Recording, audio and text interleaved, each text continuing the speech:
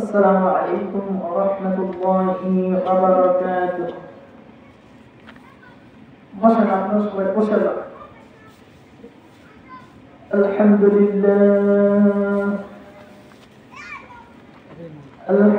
لله نحمده ونستعينه ونستغفره ونؤمن به ونتوكل عليه ونعوذ بالله من شرور أنفسنا ومن سيئات أعمالنا.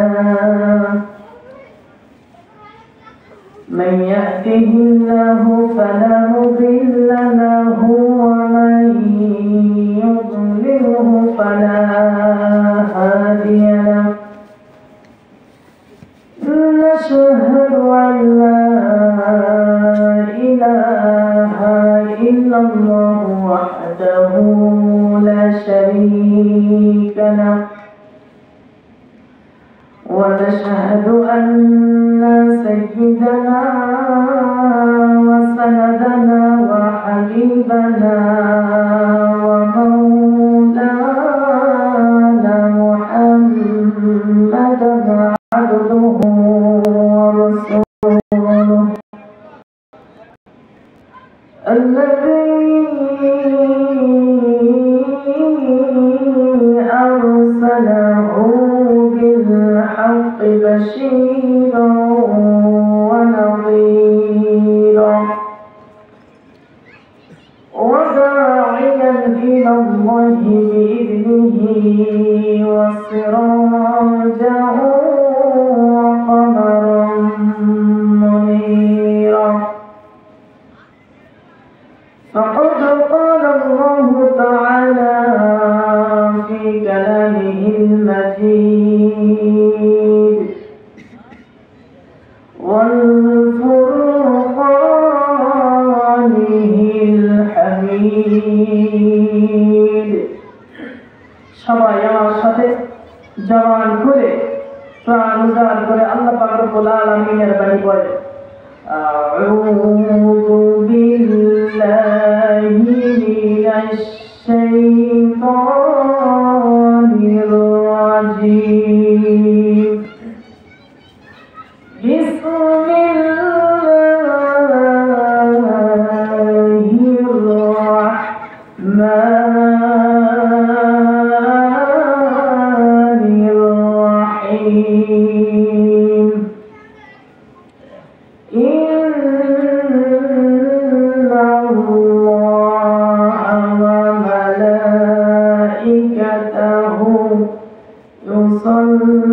يصلون على النبي يا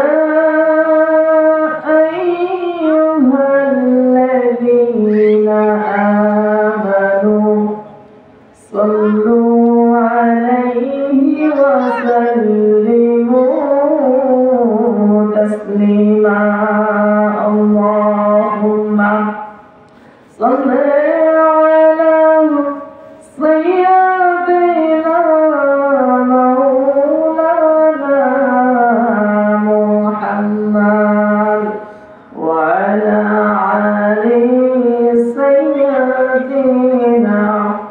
حبيبنا محمد মনটা যদি হইতো প্রবল হাওয়া, জানাটা যদি হইতো শুভ্র কবুতর, মেঘের ডানায় পাঠিয়ে দিতাম, মেঘের ডানায় পাঠিয়ে দিতাম মদিনার পথে,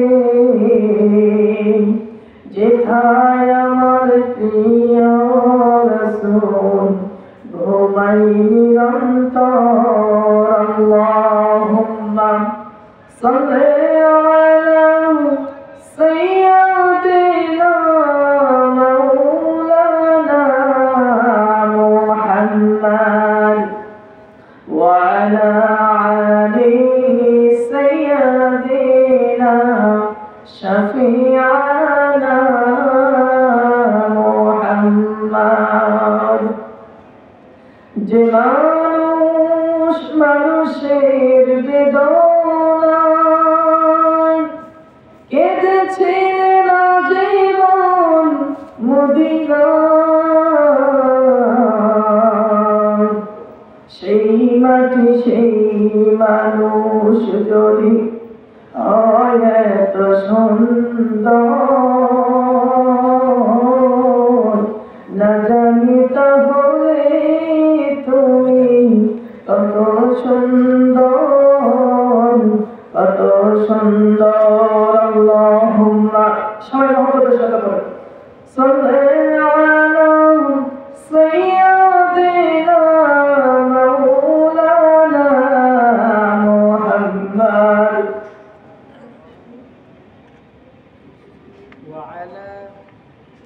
وعلى آله سيدنا حبيبنا محمد الحمد لله আসুন আমরা আল্লাহ পাক রব্বুল আলামিনের দরবারে লাখ কোটি শুকরিয়া আদায় করি যে মহান রব্বুল আলামিন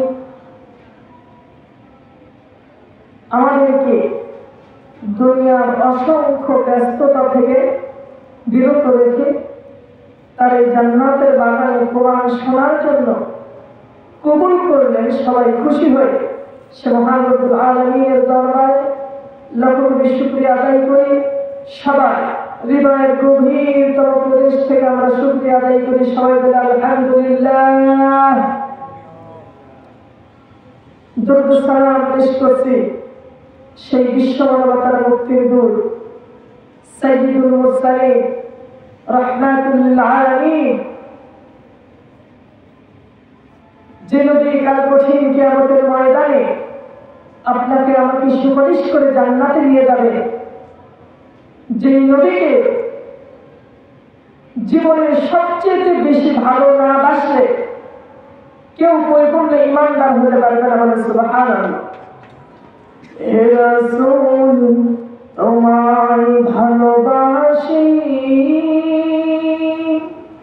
অন্তরে শুধুই মুখে না,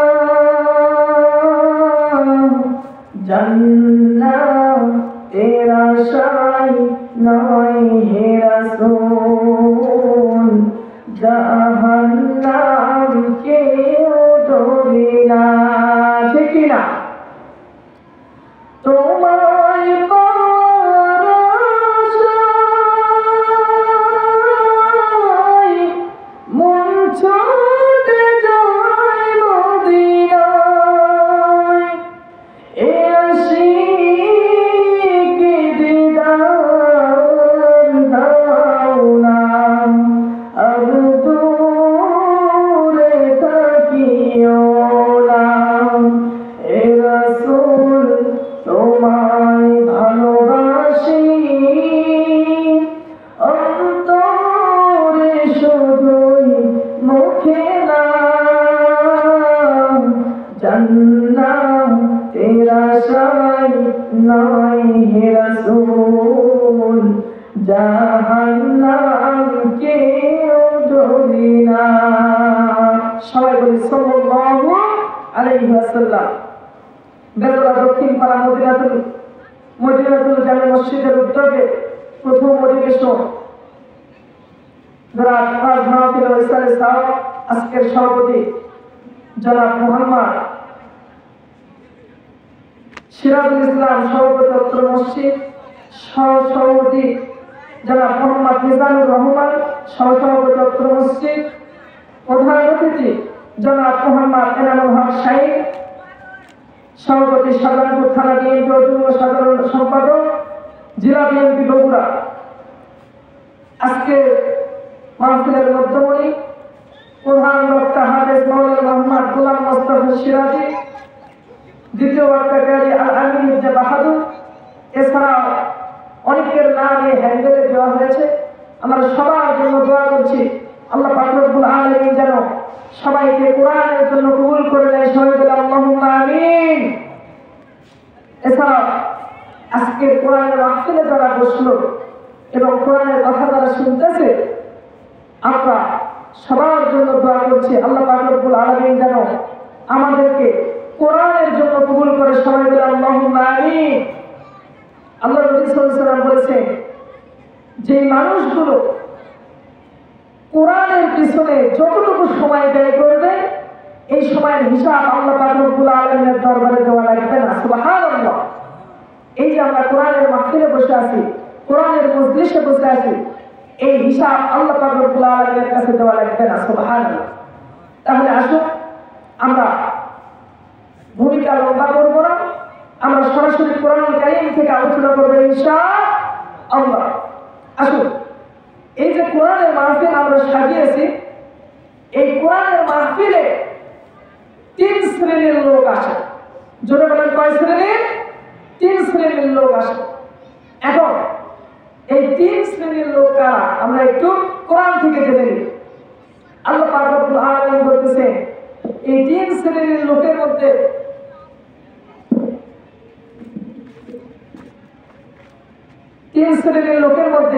এক নাম্বার যে ব্যক্তিগুলো হবে তারা হলো কাফের। কেমনে? আল্লাহ পাক রব্বুল আলামিন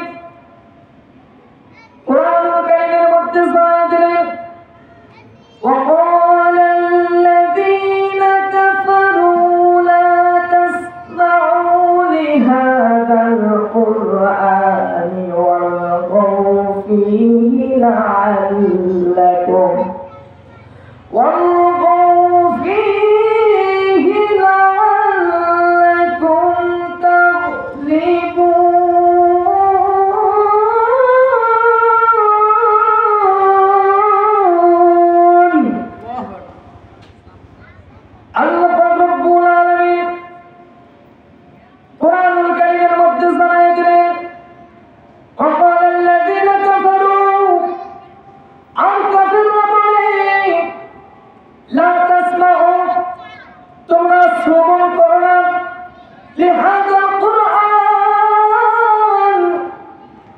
যখন এই কোরআনের প্রচার প্রসার শুরু হয়ে যায়, যখন কোরআনের মাহফিল শুরু হয়ে যায়, তখন তোমরা কোরআন শ্রবণ করো না।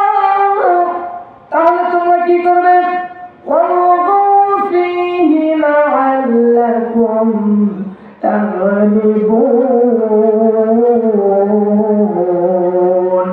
তোমরা এই কোরআনের মাহফিলে বাধা তৈরি করো, ওই কোরআনের মাহফিলে তোমরা মারামারি করো, ওই কোরআনের মাহফিলে 144 ধারা জারি করে ওই কোরআনের মাহফিল তোমরা বন্ধ করে দাও। লাআল্লাকুম তাগলিবুন, আশা করা যায় তোমরা বিজয়ী হবে। নাউযুবিল্লাহ। তাহলে কোরআনের মাহফিলের শ্রোতা 1 নাম্বার কাফের। তারা কোরআনের মাহফিলে আসবে, কোরআনের মাহফিলে ষড়যন্ত্র করে কোরআনের মাহফিল বন্ধ করবে, এইটাই হলো কাফেরদের কাজ। আচ্ছা বলেন তো, বিগত সময়গুলোতে কোরআনের মাহফিল বন্ধ করা হয়েছে কি হয়নি? অসংখ্য কোরআনের মাহফিলে মানুষ কোরআন শোনার জন্য চলে এসেছে। কোরআন শুনে মানুষের অন্তরটা কোরআনের রসে সিক্ত করার জন্য স্টেজে এসে যখন মানুষ জমা হয়ে যায়, এমন সময় স্টেজ রেডি, প্যান্ডেল রেডি, সব কিছু রেডি, হঠাৎ করে দুপুরবেলা বা সন্ধ্যাবেলা পুলিশের গাড়ি, র্যাবের গাড়ি ঢুকে এই কোরআনের মাহফিল বন্ধ করে, যারা কোরআনের মাহফিল যারা বন্ধ করে জাতির সামনে চরম তমসা করেছে, আল্লাহ পাক রব্বুল আলামিন সময়ের ব্যবধানে তাদের বিরুদ্ধে এমন ব্যবস্থা নিয়েছে, চোরের মতো এই দেশ থেকে পালাতে বাধ্য হয়েছে। কথা বলেন ঠিক কিনা? এজন্য যারা কোরআনের মাহফিলে বাধা দিবে, এই লোকগুলো আল্লাহ পাক রব্বুল আলামিনের ভাষায় কাফের। আর যারা কোরআনের মাহফিলে বাধা দিবে, আল্লাহ পাক রব্বুল আলামিন যুগে যুগে যে রকম ইতিহাস দেখিয়ে দিয়েছে, ঠিক কিয়ামত পর্যন্ত একই রকম অবস্থা থাকবে। তাহলে বলতেছিলাম, কোরআনুল কারীমের মাহফিলে 1 নম্বর শ্রোতা হবে কাফের, 2 নম্বর শ্রোতা হবে মুনাফিক। কিরকম ভাবে? আল্লাহ পাক রব্বুল আলামিন কোরআনুল কারীমের মধ্যে জানাই দিচ্ছেন, وَإِذَا قِيلَ لَهُمْ تَعَالَوْا إِلَى مَا أَنزَلَ اللَّهُ وَإِلَى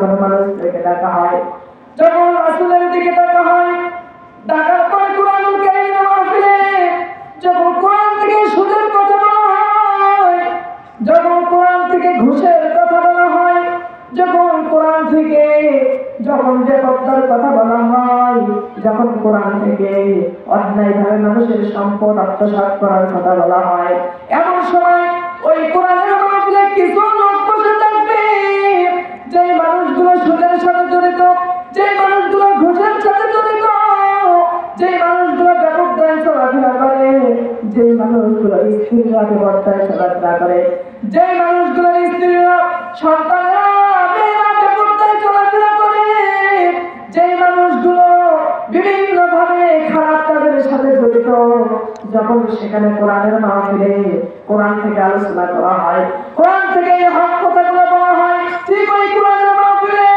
ওই মানুষগুলো যখন বসে থাকে, এই হক কথা বলার সঙ্গে সঙ্গে ওই মানুষগুলো কোরআনের মাহফিল থেকে আস্তে করে কেটে পড়ে। আল্লাহ পাক রব্বুল আলামিন বলতেছেন, এই কোরআনের মাহফিল থেকে যারা কেটে পড়বে এই সমস্ত মানুষ হলো মুনাফিক। তাহলে দুই নাম্বার, কোরআনের মাহফিল থেকে যারা কোরআনের হক কথা শুনে মাহফিল থেকে উঠে যাবে, আল্লাহ পাক রব্বুল আলামিনের ভাষায় এই মানুষগুলো হলো মুনাফিক। তিন নাম্বার, আল্লাহ পাক রব্বুল আলামিন বলতেছেন, তিন নাম্বার কোয়ালিটি আলা লোকজনগুলো হলো তারা হলো মুমিন বান্দা, ঈমানদার বান্দা।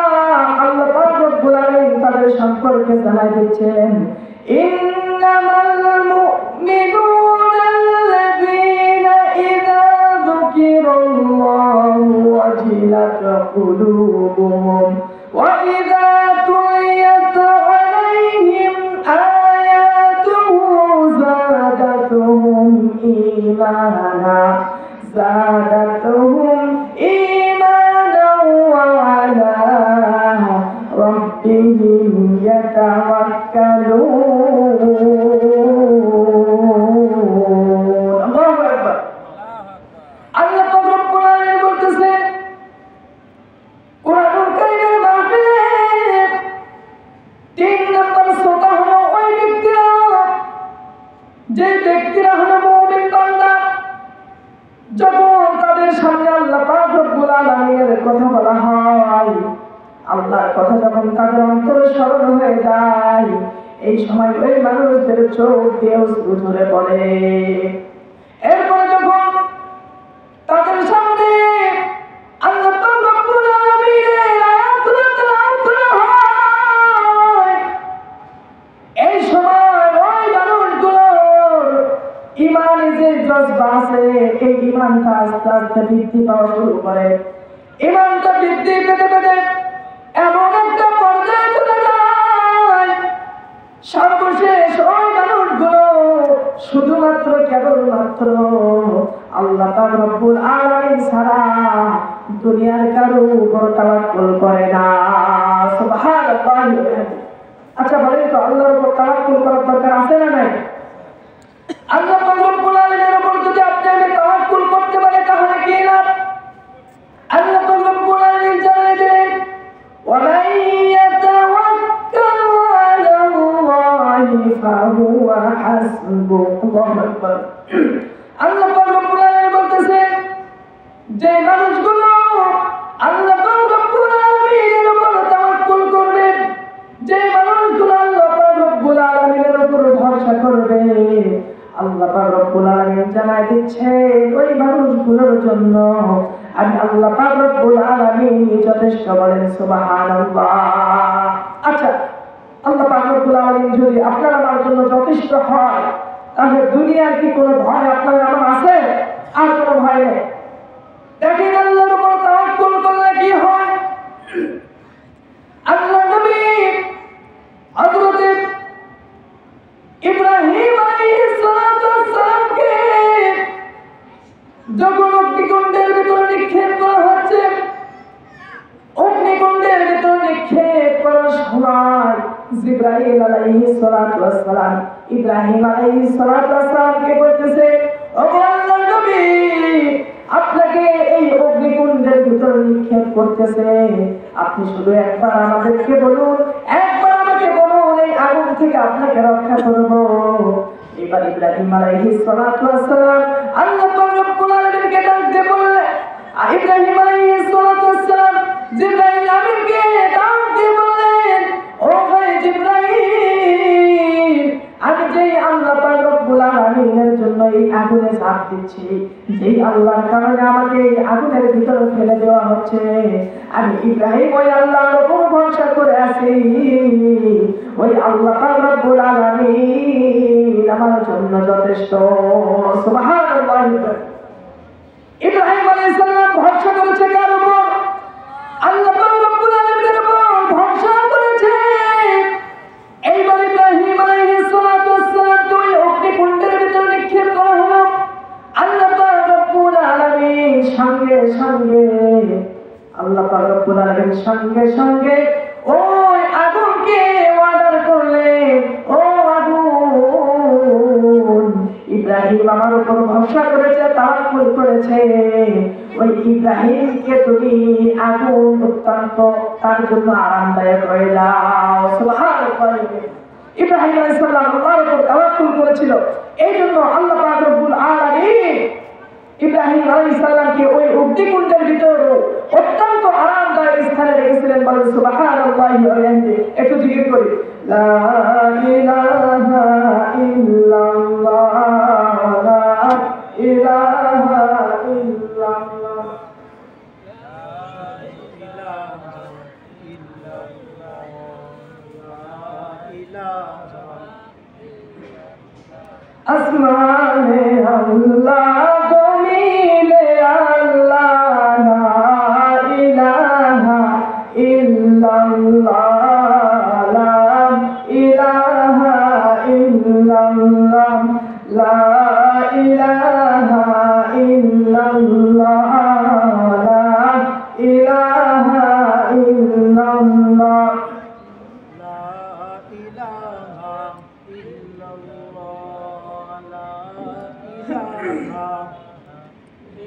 লা ইলাহা ইল্লাল্লাহ, মুহাম্মাদুর রাসূলুল্লাহ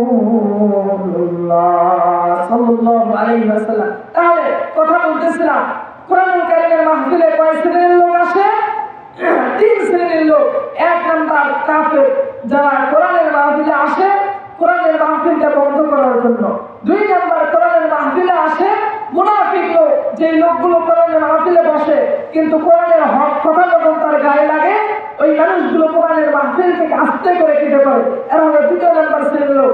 3 নাম্বার ওই ব্যক্তি, যে ব্যক্তিরা কোরআনের মাহফিলে বসে, কোরআনের মাহফিলে বসে কোরআন শুনে তাদের ঈমানটা বৃদ্ধি পেতে শুরু করে, বৃদ্ধি পেতে পেতে স্বয়ং আল্লাহ পাক রব্বুল আলামিন ছাড়া দুনিয়ার কারো উপর তারা ভরসা করে না। এই মানুষগুলো হলো মুমিন, ঈমানদার বান্দা।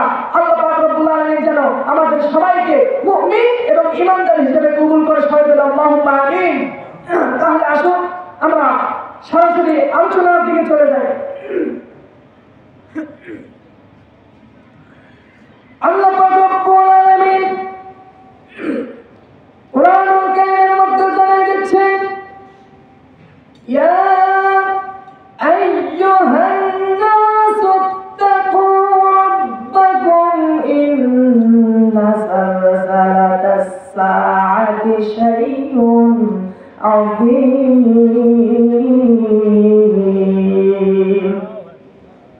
কোরআন তেলাওয়াত শোনার পরে সঙ্গে সঙ্গে আল্লাহু আকবার গায়ের যত শক্তি আছে সব শক্তি দিয়ে আল্লাহু আকবার দেবে, যাতে বাহিরের লোকজন বুঝতে পারে এখানে কিছু ঈমানদার আছে। বলেন ঠিক কিনা? তাহলে কোরআন কারীম তেলাওয়াত শোনার সঙ্গে সঙ্গে আল্লাহু আকবার দিয়ে উঠবেন। তাহলে আল্লাহ পাক রব্বুল আলামিন কোরআনুল কারীমের মধ্যে জানিয়ে দিচ্ছেন, এই দুনিয়ার মানুষ, তোমরা আল্লাহ পাক রব্বুল আলামিনকে ভয় করো এবং সেই দিনের ব্যাপারে সাবধান হয়ে যাও, যেই দিন অত্যন্ত ভয়ঙ্কর হবে, যেই দিন আল্লাহ পাক রব্বুল আলামিন কিয়ামত ঘটাবে। এই কিয়ামতের প্রকম্পনকে তোমরা ভয় করো। আচ্ছা বলেন তো কিয়ামত কঠিন জিনিস না সহজ জিনিস? অত্যন্ত কঠিন জিনিস। কেমন কঠিন বিষয়? আল্লাহ নবী সাল্লাল্লাহু আলাইহি সাল্লাম বলতেছেন, এই যে আজকে সূর্য লক্ষ লক্ষ মাইল উপর থেকে তাপ দিচ্ছে, এই সূর্যের তাপে যখন গরমের দিন চলে আসে 40 ডিগ্রি 42 ডিগ্রি সেলসিয়াসে আমরা রোদের ভিতরে থাকতে পারি না, শুধু ছায়া খুঁজি। কিন্তু কাল কঠিন কিয়ামতের ময়দানে আসরের মাঠে এই সূর্যটা লক্ষ লক্ষ মাইল উপরে থাকবে না। আল্লাহর নবী বলেন এই সূর্যটা মাত্র 1 মাইল উপর থেকে মানুষের উপর তাপ দেওয়া শুরু করে দেবে। আবার কোন কেন রেওয়াতে পাওয়া যায় এই সূর্যটা মাত্র 1 বিঘ বা 1 হাত উপর থেকে মানুষদেরকে তাপ দেওয়া শুরু করবে। তাহলে চিন্তা করেন তো, আজকে সূর্য সেই হাজার হাজার লক্ষ লক্ষ মাইল উপর থেকে তাপ দিচ্ছে, তাই সহ্য হচ্ছে না। সেদিন যদি এই সামান্য 1 মাইল উপর থেকে তাপ দেয় তাহলে সমস্যা আছে না নাই? এই কঠিন কিয়ামতের ময়দানে মাত্র 1 মাইল উপর থেকে সূর্য তাপ দিবে। এই তাপের কারণে মানুষের মগজগুলো গলে গলে টকবক টকবক করে পড়তে থাকবে। মানুষের নাক দিয়ে এই মগজগুলো পড়া শুরু হয়ে যাবে, মানুষের মুখ দিয়ে এই মগজগুলো পড়া শুরু হয়ে যাবে। সে হাসরের মাঠটা হবে তামার ময়দান। তামার এক পাশে যদি গরম হয়ে যায়, ওই তামাটা পুরোটাই গরম হয়ে যাবে। এই তামার ময়দানে দুনিয়ার সমস্ত মানুষকে উঠানো হবে। এই তামার ময়দানে উঠানোর পর সূর্য যখন তাপ দেওয়া শুরু করা হবে, মানুষ ঘামতে শুরু করবে। মানুষগুলো ঘামতে ঘামতে তার পাপ তার অপরাধ অনুযায়ী এই মানুষগুলো ঘামের সাগরেও হাবুডুবু খাবে। কারো পাপ হাঁটু পর্যন্ত, কারো পাপ কোমর পর্যন্ত, কারো পাপ বুক পর্যন্ত। এই মানুষগুলো এই ঘামের সাগরে হাবুডুবু খাওয়া শুরু করে দেবে। কোন কোন মানুষ সারা জীবন নেকির কাজ করে নাই, সারা জীবন গুনাহের কাজ করেছে। এই মানুষগুলো ওই হাসরের ময়দানে ঘামের সাগরে তারা হাবুডুবু খাওয়া শুরু করবে। অত্যন্ত ভয়ানক একটা পরিস্থিতি হবে। আল্লাহ নবী বলেন সেই দিন সমস্ত মানুষ উলঙ্গ অবস্থায় হাসরের ময়দানে উঠবে, নগ্ন অবস্থায় হাসরের ময়দানে উঠবে।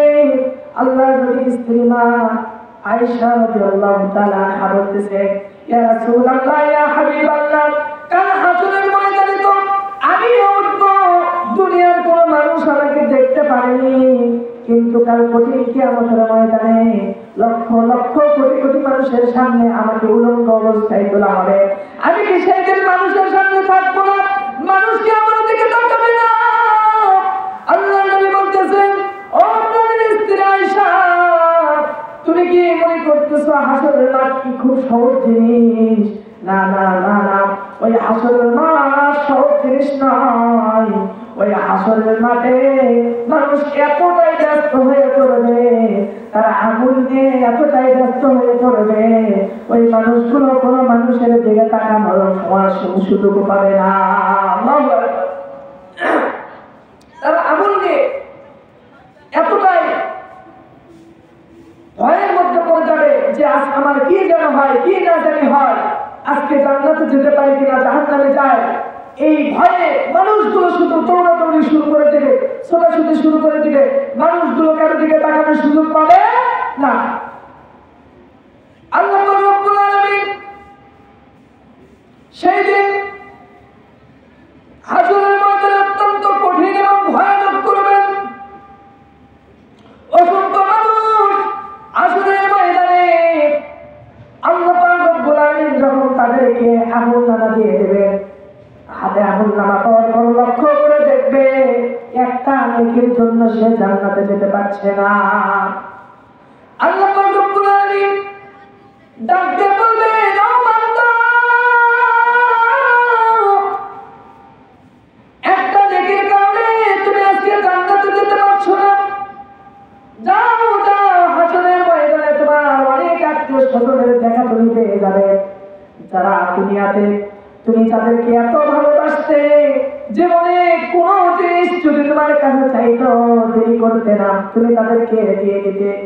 আজকে যাও তাদের কাছে যাও, শুধুমাত্র কেবলমাত্র একটা নেকি নিয়ে আসো। একটা নেকি যদি নিয়ে আসতে পারো, ওই একটা নেকি দিয়ে আজকে তোমাকে জান্নাতে দেব। এইবার মানুষটা দৌড়ানো শুরু করবে, আমার আত্মীয় স্বজন কোথায়? আল্লাহ রাব্বুল আলামিন সূরা আবাসে এই ঘটনা তুলে দিয়েছেন। আল্লাহ রাব্বুল আলামিন বলতেছেন, ইয়াউমা ইয়াফিরুল মারউ মিন আখিহি ওয়া উম্মিহি ওয়া আবিহি ওয়া সাহিবাতিহি ওয়া বানিহি।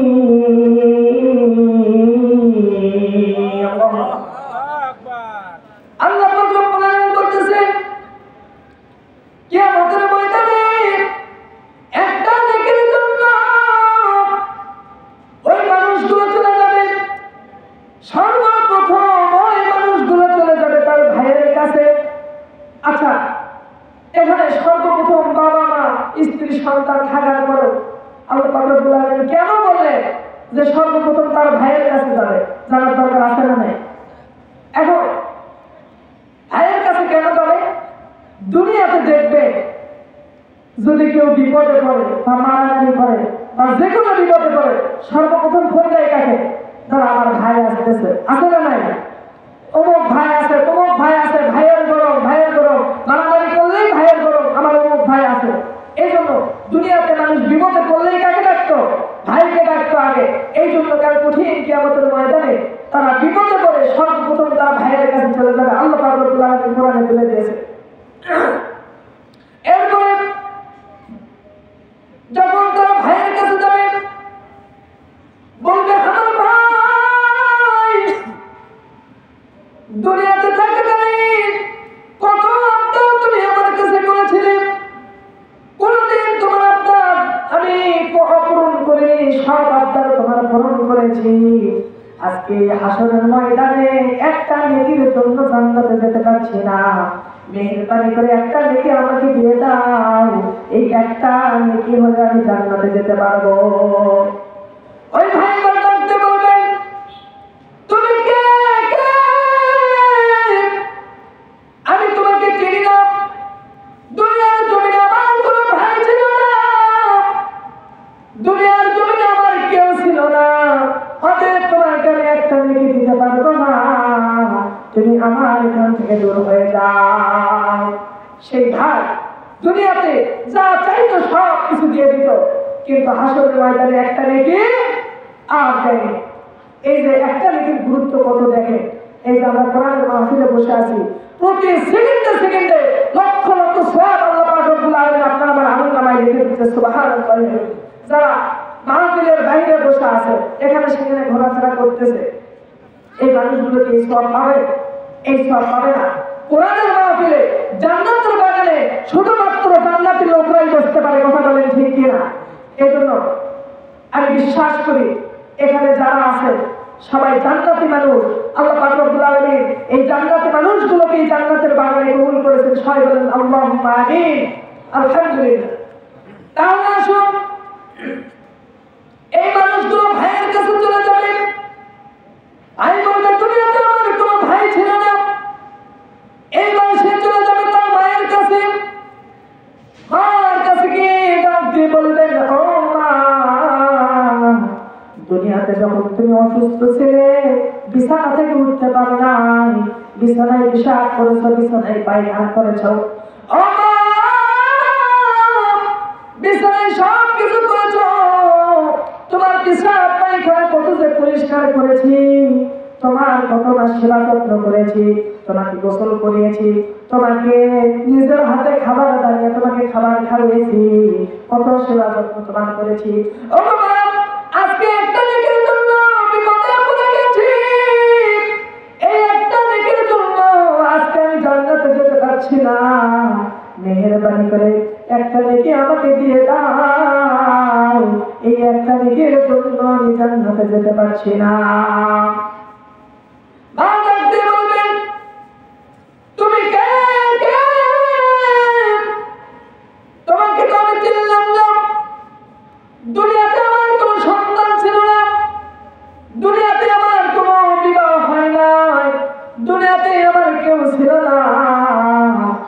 দুনিয়াতে আমার কেউ ছিল না, আমাদের তুমি চলে যাও চলে যাও, আমি একটা নেকি তোমাকে দিয়ে আমি বেকাই দায়ী করতে চাই না। মার কাছে যাবে, এরপর বাবার কাছে চলে যাবে, বাবার কাছে গিয়ে বলবে, বাবা দুনিয়ার জীবনে তোমাকে কত কাজে না হেল্প করেছি, তোমাকে কত তোমার খেদমত করেছি, তোমার সেবা যত্ন করেছি, বাবা আজকে বেকাই দায়ী করে গেছি, একটা নেকির জন্য জান্নাতে যেতে পারছি না, মেহেরবানি করে একটা নেকি দাও। বাবা বলবে দুনিয়াতে আমার কোনো সন্তান ছিল না, অতএব একটা নেকি দিতে পারতো না, একটা নেকি দিলে না জানি আমার কি অবস্থা হয়। এইবার বাবা দাঁড়িয়ে দিবেন, চলে যাবে স্ত্রী সন্তানের কাছে, ডাকতে বলবেন স্ত্রী, দুনিয়ার জমিনে থাকাকালীন তুমি যা চেয়েছো সব কিছু দিয়েছি, হালাল হারাম বাঁচে না, সুদের টাকা ঘুষের টাকা সব কিছু দিয়ে তোমার সব সব আল্লাহ পূরণ করেছি, তোমার সোনার গহনা লাগবে কিনে দিয়েছি, এরা বাড়ি মুক্তা টাকা পয়সা যা লাগবে সব কিছু দিয়েছি, মেহেরবানি করে আজকে একটা নেকি দাও, এই একটা নেকির জন্য বেকাই দায়ী করে আছি, একটা নেকি দিয়ে আমাকে সাহায্য করো। স্ত্রী বলবে না না, দুনিয়াতে আমার কোনো স্বামী ছিল না। এবার সন্তান তাই বলে তাকে তাড়িয়ে দিবে, এবার ওই মানুষগুলো দৌড়াদৌড়ি করবে, কিন্তু ওই কিয়ামতের ময়দানে, হাসরের ময়দানে কেউ কাউকে একটা নেকি দিতে চাইবে না। সেই হাসরের ময়দানে কেউ কাউকে একটা নেকিও দেবে না। আজকে ভালোবাসা, স্ত্রী সন্তানদের ভালোবাসার, সবাইকে এত ভালোবাসে স্ত্রী সন্তানদের খায়েশ পূরণের জন্য আজকে হালাল হারাম বাঁচতেছি না, যত হারাম টাকা যত কিছু পাচ্ছি সব কিছু নিয়ে এসে স্ত্রী সন্তানদেরকে খাওয়াচ্ছি পড়াচ্ছি, কিন্তু কাল কঠিন কিয়ামতের ময়দানে এই স্ত্রী সন্তানগুলো কেউ আপনার আমার কাছে আসবে না। এই জন্য দুনিয়ার ভালোবাসায় করে, দুনিয়ার মোহে করে আখেরা আল্লাহ পাক রব্বুল আলামিনকে ভুলে গেলে চলবে না। এই জন্য হাসরের মাঠ অত্যন্ত খারাপ এবং ভয়ানক অবস্থা হবে। সেই দিন মানুষ বাঁচার জন্য, ওই কঠিন পরিস্থিতি থেকে বাঁচার জন্য শুধুমাত্র একটা পথ খোলা থাকবে, সেই পথটা হলো আল্লাহ পাক রব্বুল আলামিনের আরশের ছায়া। বলেন সুবহানাল্লাহি ওয়া বিহামদিহি। আল্লাহ পাক রব্বুল আলামিন সেই দিনের ভয়ানক পরিস্থিতির ভিতর একটা পথ খোলা রাখবে, ওই গরমের ভিতর আল্লাহ পাক রব্বুল আলামিন তার আরশের ছায়া, তার রহমতের ছায়া বিছিয়ে দেবে। ওই ছায়ার নিচে আল্লাহ পাক রব্বুল আলামিন সাত শ্রেণীর লোকদেরকে আল্লাহ পাক রব্বুল আলামিন ওই আরশের ছায়ার নিচে ছায়া দান করবেন। আচ্ছা, এই 7 শ্রেণীর লোকদেরকে ছায়া দেবেন, এরা কারা কারা জানার দরকার আছে না নাই? চিন্তা করে, সেই দিন কোনো ছায়া থাকবে না, শুধুমাত্র কেবলমাত্র একটা ছায়া থাকবে। এই ছায়ার নিচে যারা স্থান পাবে সেই ব্যক্তিরা জান্নাতে যাবে, আর যারা এই ছায়ার নিচে স্থান পাবে না তাদের অবস্থা খারাপ আছে না নাই? অবশ্যই খারাপ আছে। এই জন্য সেই হাসরের ময়দানে এই আরশের ছায়ার নিচে আপনাকে আমাকে ছায়া পেতে হবে। এই জন্য আল্লাহ পাক রব্বুল আলামিন 7টা কোয়ালিটির কথা বলেছেন। আল্লাহ নবী বলেছেন 7 শ্রেণীর লোকদেরকে আল্লাহ পাক রব্বুল আলামিন সেই দিন আরশের ছায়ার নিচে ছায়া দান করবেন। বলেন সুবহানাল্লাহি ওয়া বিহামদিহি। সেই দিন আল্লাহ পাক রব্বুল আলামিন যাদেরকে ছায়া দান করবে, সর্বপ্রথম শ্রেণীর লোক হলো ইমামুল আদিল, ন্যায় বিচারক শাসক, যারা দুনিয়ার জমিনে ন্যায় বিচার করবে, ইনসাফ কায়েম করবে, আদল করবে। এই মানুষগুলোকে আল্লাহ পাক রব্বুল আলামিন কাল কঠিন কিয়ামতের ময়দানে ওই ভয়ানক পরিস্থিতিতে আল্লাহ পাক রব্বুল আলামিনের আরশের ছায়ার নিচে ছায়া দান করবেন। বলেন সুবহানাল্লাহি ওয়া বিহামদিহি। এখন ন্যায় বিচারক শাসককে আমরা কেমনে চিনব? এখানে ন্যায় বিচারক শাসক বলতে যে বাংলাদেশের প্রধানমন্ত্রী বা বিভিন্ন দেশের প্রধানমন্ত্রী তারাই শুধু নাকি? তারাই শুধু না। ন্যায় বিচারক শাসক বলতে পরিবার, সমাজ, রাষ্ট্রে যারাই দায়িত্বে থাকবে সমস্ত জায়গায় যদি কেউ ন্যায় বিচার পালন করতে পারে, এই মানুষকে আল্লাহ পাক রব্বুল আলামিন আরশের ছায়ার নিচে ছায়া দান করবেন। বলেন সুবহানাল্লাহি ওয়া বিহামদিহি। এখন আপনি প্রধান, আপনি পিতা, পরিবার প্রধান, আপনার ছেলেও আছে, মেয়েও আছে। এখন ছেলেকে সব জমি লিখে দিয়ে মেয়েকে শুধু দোয়া করে দিয়ে পাঠান। এই যে আপনি পরিবারের নেতা হয়ে ন্যায় বিচার করলেন না অবিচার করলেন? যদি এইরকম অবিচার করে সেই দিন হাসরের ময়দানে আরশের ছায়ার নিচে ছায়া পাবেন না। সেই দিন আরশের ছায়ার নিচে ছায়া পেতে হলে ন্যায় বিচার করতে হবে, ন্যায় বিচার করতে হবে। আল্লাহ নবী সাল্লাল্লাহু আলাইহি সাল্লাম বলেছেন, আলা কুল্লুকুম রাইন ওয়া কুল্লুকুম মাসউলুন আন রাইয়াতিহি। প্রত্যেকটা মানুষ দায়িত্বশীল, আর কাল কঠিন কিয়ামতের ময়দানে প্রত্যেকটা মানুষকে তার দায়িত্ব সম্পর্কে জিজ্ঞাসা করা হবে। তাহলে আমরা এখানে যত মানুষ আছি প্রত্যেকটা মানুষ দায়িত্বশীল। এখন আপনার আমার উপর দায়িত্ব আছে। এই দায়িত্ব যদি অবহেলা করি তাহলে আপনাকে আমাকে কাল কঠিন কিয়ামতের ময়দানে প্রত্যেককে আল্লাহ পাক রব্বুল আলামিনের সামনে জবাবদিহি করতে হবে। এই জন্য আমরা যে সেক্টর থাকি না কেন, আমাদের নিচে যে মানুষগুলো থাকবে সবার প্রতি আপনাকে আমাকে ন্যায় বিচার করতে হবে। আপনি আমি যদি ন্যায় বিচার করতে পারি তাহলে কাল কঠিন কিয়ামতের ময়দানে আল্লাহ পাক রব্বুল আলামিনের আরশের ছায়ার নিচে আমাদের ছায়া দান করবে। সুবহানাল্লাহ। আল্লাহ পাক রব্বুল আলামিন বলতেছেন,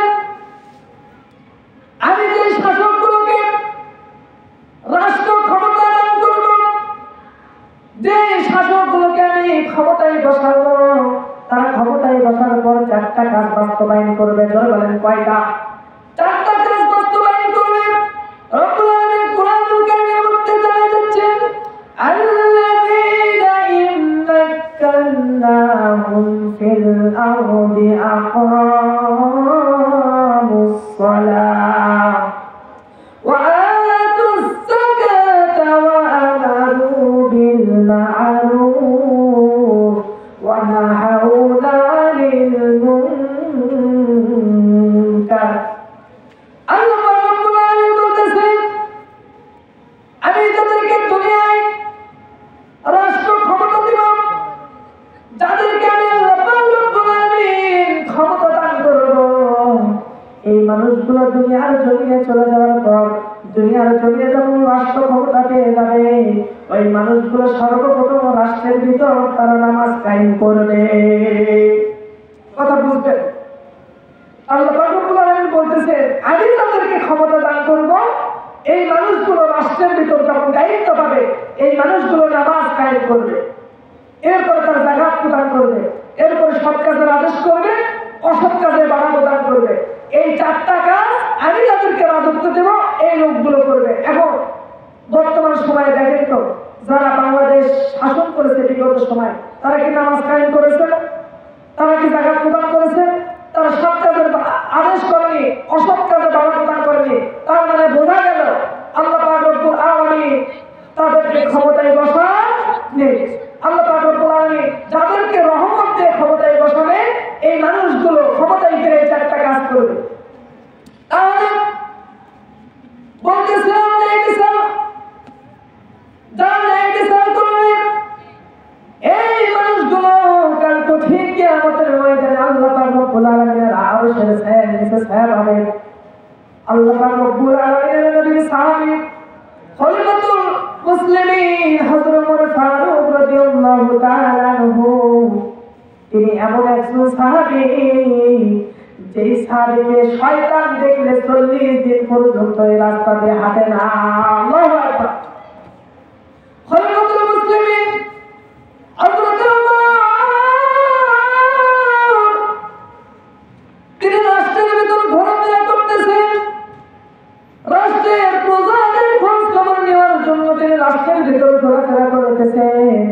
রাষ্ট্রের ভিতর ঘোরাফেরা করতে করতে যখন খলিফাতুল মুসলিমিন তার বাড়ির সামনে আসলেন, বাড়ির সামনে আসার সময় বাড়ির গেটে লক্ষ্য করে দেখেন তার গেটের সামনে একটা টোপলা পড়ে আছে। লক্ষ্য করে শুনবেন, দেখেন কিভাবে এই বিচার করতে হয়। খলিফাতুল মুসলিমিন হযরত ওমর ফারুক রাদিয়াল্লাহু তাআলা আনহু তার গেটের সামনে লক্ষ্য করে দেখলেন একটা টুকলা করে আছে। খলিফা ওমর চিন্তা করলেন, কি ব্যাপার, আমার বাড়ির গেটের সামনে টুকলা করে আছে, ঘটনাই। খলিফাতুল মুসলিমিন হযরত ওমর ওই টুকলাটা খুললেন। টুকলাটা খোলার সঙ্গে সঙ্গে তিনি লক্ষ্য করে দেখলেন ওই টুকলার ভেতর একটা শিশু বাচ্চার 12 টুকরা লাশ। আল্লাহু আকবার। হযরত ওমর যখন ওই টুকলাটা খুলে দেখলেন 12 টুকরা লাশ, হযরত ওমর চিন্তা করে গেল, আমার রাষ্ট্র কোরআন দিয়ে পরিচালিত হয়, আর আমার রাষ্ট্রে কে এই কাজটা করলো? একটা শিশু বাচ্চাকে জবাই করে 12 টুকরা করেছে, কে এই কাজটা করলো? খলিফা ওমর চিন্তায় পড়ে গেলে, আমি যদি এই শিশু বাচ্চা হত্যার বিচার না করতে পারি, তাহলে কাল কঠিন কিয়ামতের ময়দানে আল্লাহর দরবারে আমাকে আসামি হতে হবে। খলিফা ওমর চিন্তায় পড়ে গেলেন, এই সন্তানের বিচারটা করবেন, কিন্তু কে সন্তানকে হত্যা করেছে, হত্যা করার পর 12 টুকরা করেছে, খলিফা ওমর তো জানে না, কোনো সাক্ষীও নাই। চিন্তায় করে গেলেন কি করা যায়। তিনি গোয়েন্দা বিভাগকে খবর দিলেন, আর্মি পুলিশ বিভাগকে সবাইকে খবর দিয়ে গেলেন, তদন্ত শুরু করে দাও, এই সন্তানকে কে হত্যা করেছে এই বিচার আমাকে করতে হবে। খলিফা ওমর লোক সেট করে দিল যে এই সন্তানকে কে হত্যা করেছে এর বিচারটা আমাকে করতেই হবে। কিন্তু খলিফা তার বিচার করবে, কিন্তু তিনি কে হত্যাটা করেছে কোনো সাক্ষী নাই, কিছুই নাই। এখন হযরত ওমর কি করবে চিন্তা করে পাচ্ছে না। একদিন চলে যায়, 2 দিন চলে যায়, হযরত ওমরের চোখে ঘুম নেই, 3 দিন চলে যায়, হযরত ওমর ঠিক মতো খেতে পারে না, ঘুমাতে পারে না, কেননা ওই সন্তান হত্যার বিচার এখনো হয় নাই।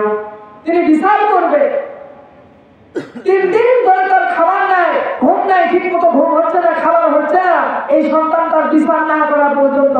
আর বর্তমান আমাদের সমাজে লক্ষ্য করে দেখবে, যদি কোনো জায়গায় মার্ডার হয় বা কাউকে হত্যা করে ফেলে দেওয়া হয়, দেখবে 10-12 দিন আগে মানুষ বন্ধন করা লাগে, এরপর ইউটিউব, ফেসবুক, পত্রিকা, টেলিভিশনে যখন প্রচার হয়ে যায়, 2-3 মাস পর তখন রাষ্ট্রের লোকেরা তখন আলোচনা করে তারা তথ্য দেয় যে আমরা এই বিষয়টা নিয়ে ভেবে চিন্তে দেখতেছি। তাহলে চিন্তা করে খলিফা ওমর এই বিচার করতে পারেন দেখে 3 দিন তার খাওয়া দাওয়া নেয়। আর আমার দেশে সব প্রচারণা যখন হয়ে যায় তারপর তারা এখানে চিন্তা ভাবনা করে। তাহলে চিন্তা করেন তারা কি রকম ভাবে বিচার করার জন্য তারা কত মরিয়া ছিলেন। আল্লাহ পাক রব্বুল আলামিনকে তারা কত ভয় করেছে, তারা জান্নাতের আশায় জাহান্নাম থেকে বাঁচার জন্য কত আগুন তারা করেছে। তাহলে আসল লক্ষ্য করেন, হযরত ওমর 3 দিন যাবত ঘুম নেই, আবার 3 দিন পর লক্ষ্য করে দেখলে একটা যুবতী নারী তার বৈধ একটা বাবাকে নিয়ে হযরত ওমরের বাড়িতে হাজির। হযরত ওমরকে ডাকতে বলেন, ও খলিফাতুল মুসলিমিন, আপনি মনে হয় অত্যন্ত চিন্তার ভিতর আছেন, অনেক চিন্তার ভিতর আছেন, মেহেরবানি করে আর চিন্তা করবেন না, কেননা আপনার চিন্তা দূর করার জন্য আমি এসেছি। খলিফা ওমর বলতেছেন, ও মহিলা, তুমি কি আমার চিন্তা দূর করবে? মহিলা ডাক দিয়ে বলতেছেন, খলিফাতুল মুসলিমিন, আমি এমন একটা তথ্য আপনাকে দিয়ে দিব, যেই তথ্য শোনার পর আপনার খাওয়া দাওয়া এবং ঘুমের চিন্তা দূর হয়ে যাবে। সুবহানাল্লাহ। বলে কি তথ্য আছে তোমার কাছে? মহিলা ডাকতে বললেন, আমি যে তথ্য দেব এই তথ্য আমার থেকে পুরোটা শুনতে হবে এবং আমাকে আপনি বলে দেন, আমি যখন আপনাকে এই তথ্যটা দিয়ে দিব, এই তথ্য শোনার পর আপনি শিশু হত্যার বিচারটা কিরকম ভাবে করবেন। আল্লাহ পাক রব্বুল আলামিনের নবীর সাহাবী হযরত ওমর ওই মহিলাকে ডাক দিয়ে বললেন, ও মহিলা, তুমি কি কোরআন পড়ো না? কোরআন আল্লাহ পাক রব্বুল আলামিন ডাক দিয়ে বলতেছেন, ওয়া মান লাম ইয়াহকুম বিমা আনজালাল্লাহ فأولئك هم الكافرون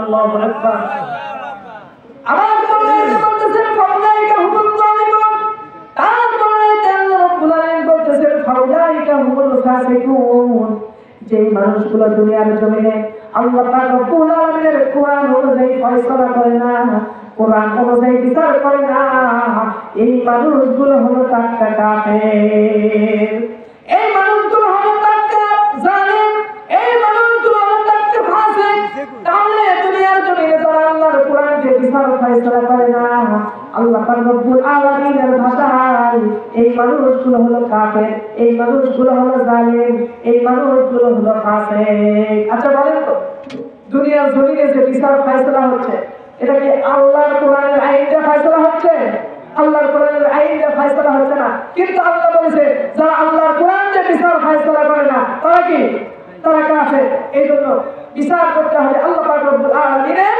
কোরআন দিয়ে এইবার মহিলাকে ডাকতে বললেন ও মহিলা তোমার এই সন্তান যে সন্তানকে যে বাজারা হত্যা করেছে এই বিচারটা আমি আল্লাহ পাক রব্বুল আলামিনের কোরআন দিয়ে করব বলেন সুবহানাল্লাহ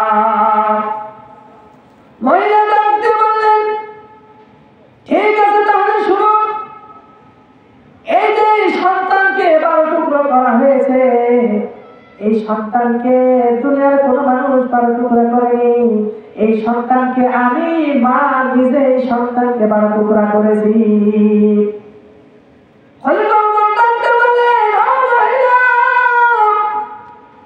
তুমি কি জানো কার সামনে তুমি দাঁড়িয়ে কথা বলতেছো আমি খলিফা ওমর আমার নিজের সন্তান মদ পান করেছিল মদ পান করার কারণে আমার নিজের সন্তানকে আমি ছাড়তেই নাই 80টা বেত্রাঘাতের মধ্যে 50টা বেত্রাঘাত করতে করতে তিনি দুনিয়া ছেড়ে বিদায় নিয়ে চলে গেছেন বাকি 31টা বেত্রাঘাত আমি তার কবরের উপর মেরেছি তার কবরের মাটির উপর মেরেছি আমি কিন্তু যেটা বিচার সেইটাই করবো তুমি কার সামনে দাঁড়িয়ে কথা বলতেছো একটু ভেবে চিন্তা কথা বলো ওইটা ডাকতে বললেন খলিফাতুল মুসলিমিন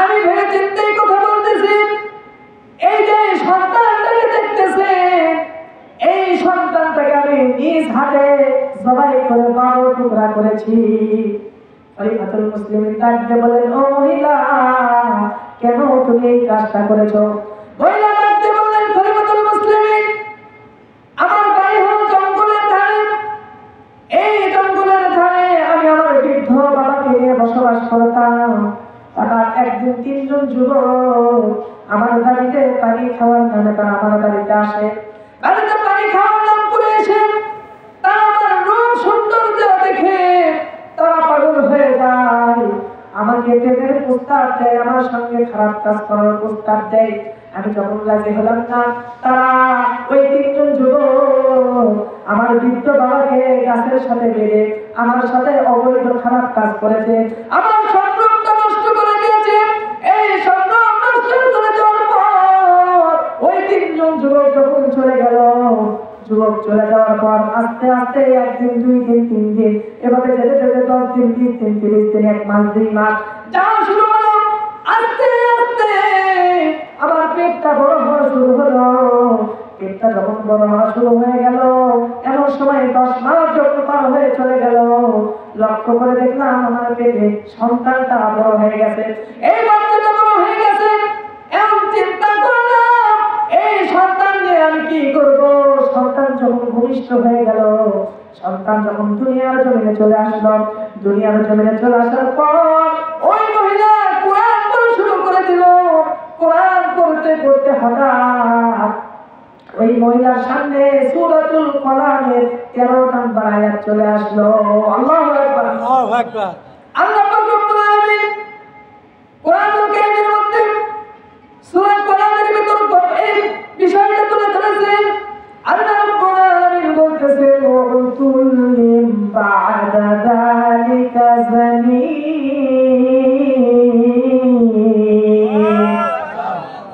আল্লাহ রাব্বুল আলামিন বলতেছেন যারা সন্তান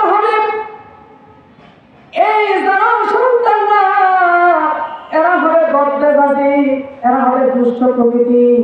আর যারা সারস সন্তান হবে এই মানুষগুলো দুনিয়ার জমিনে গিয়ে কোরআনের বিরুদ্ধে মিছিল করবে, ঠিক কিনা? এই মানুষগুলো দুনিয়ার জমিনে যাওয়ার পর আলেমদের সাথে খারাপ ব্যবহার করবে, আলেমদের গালিগালাজ করবে, আলেমদেরকে মারধর করবে।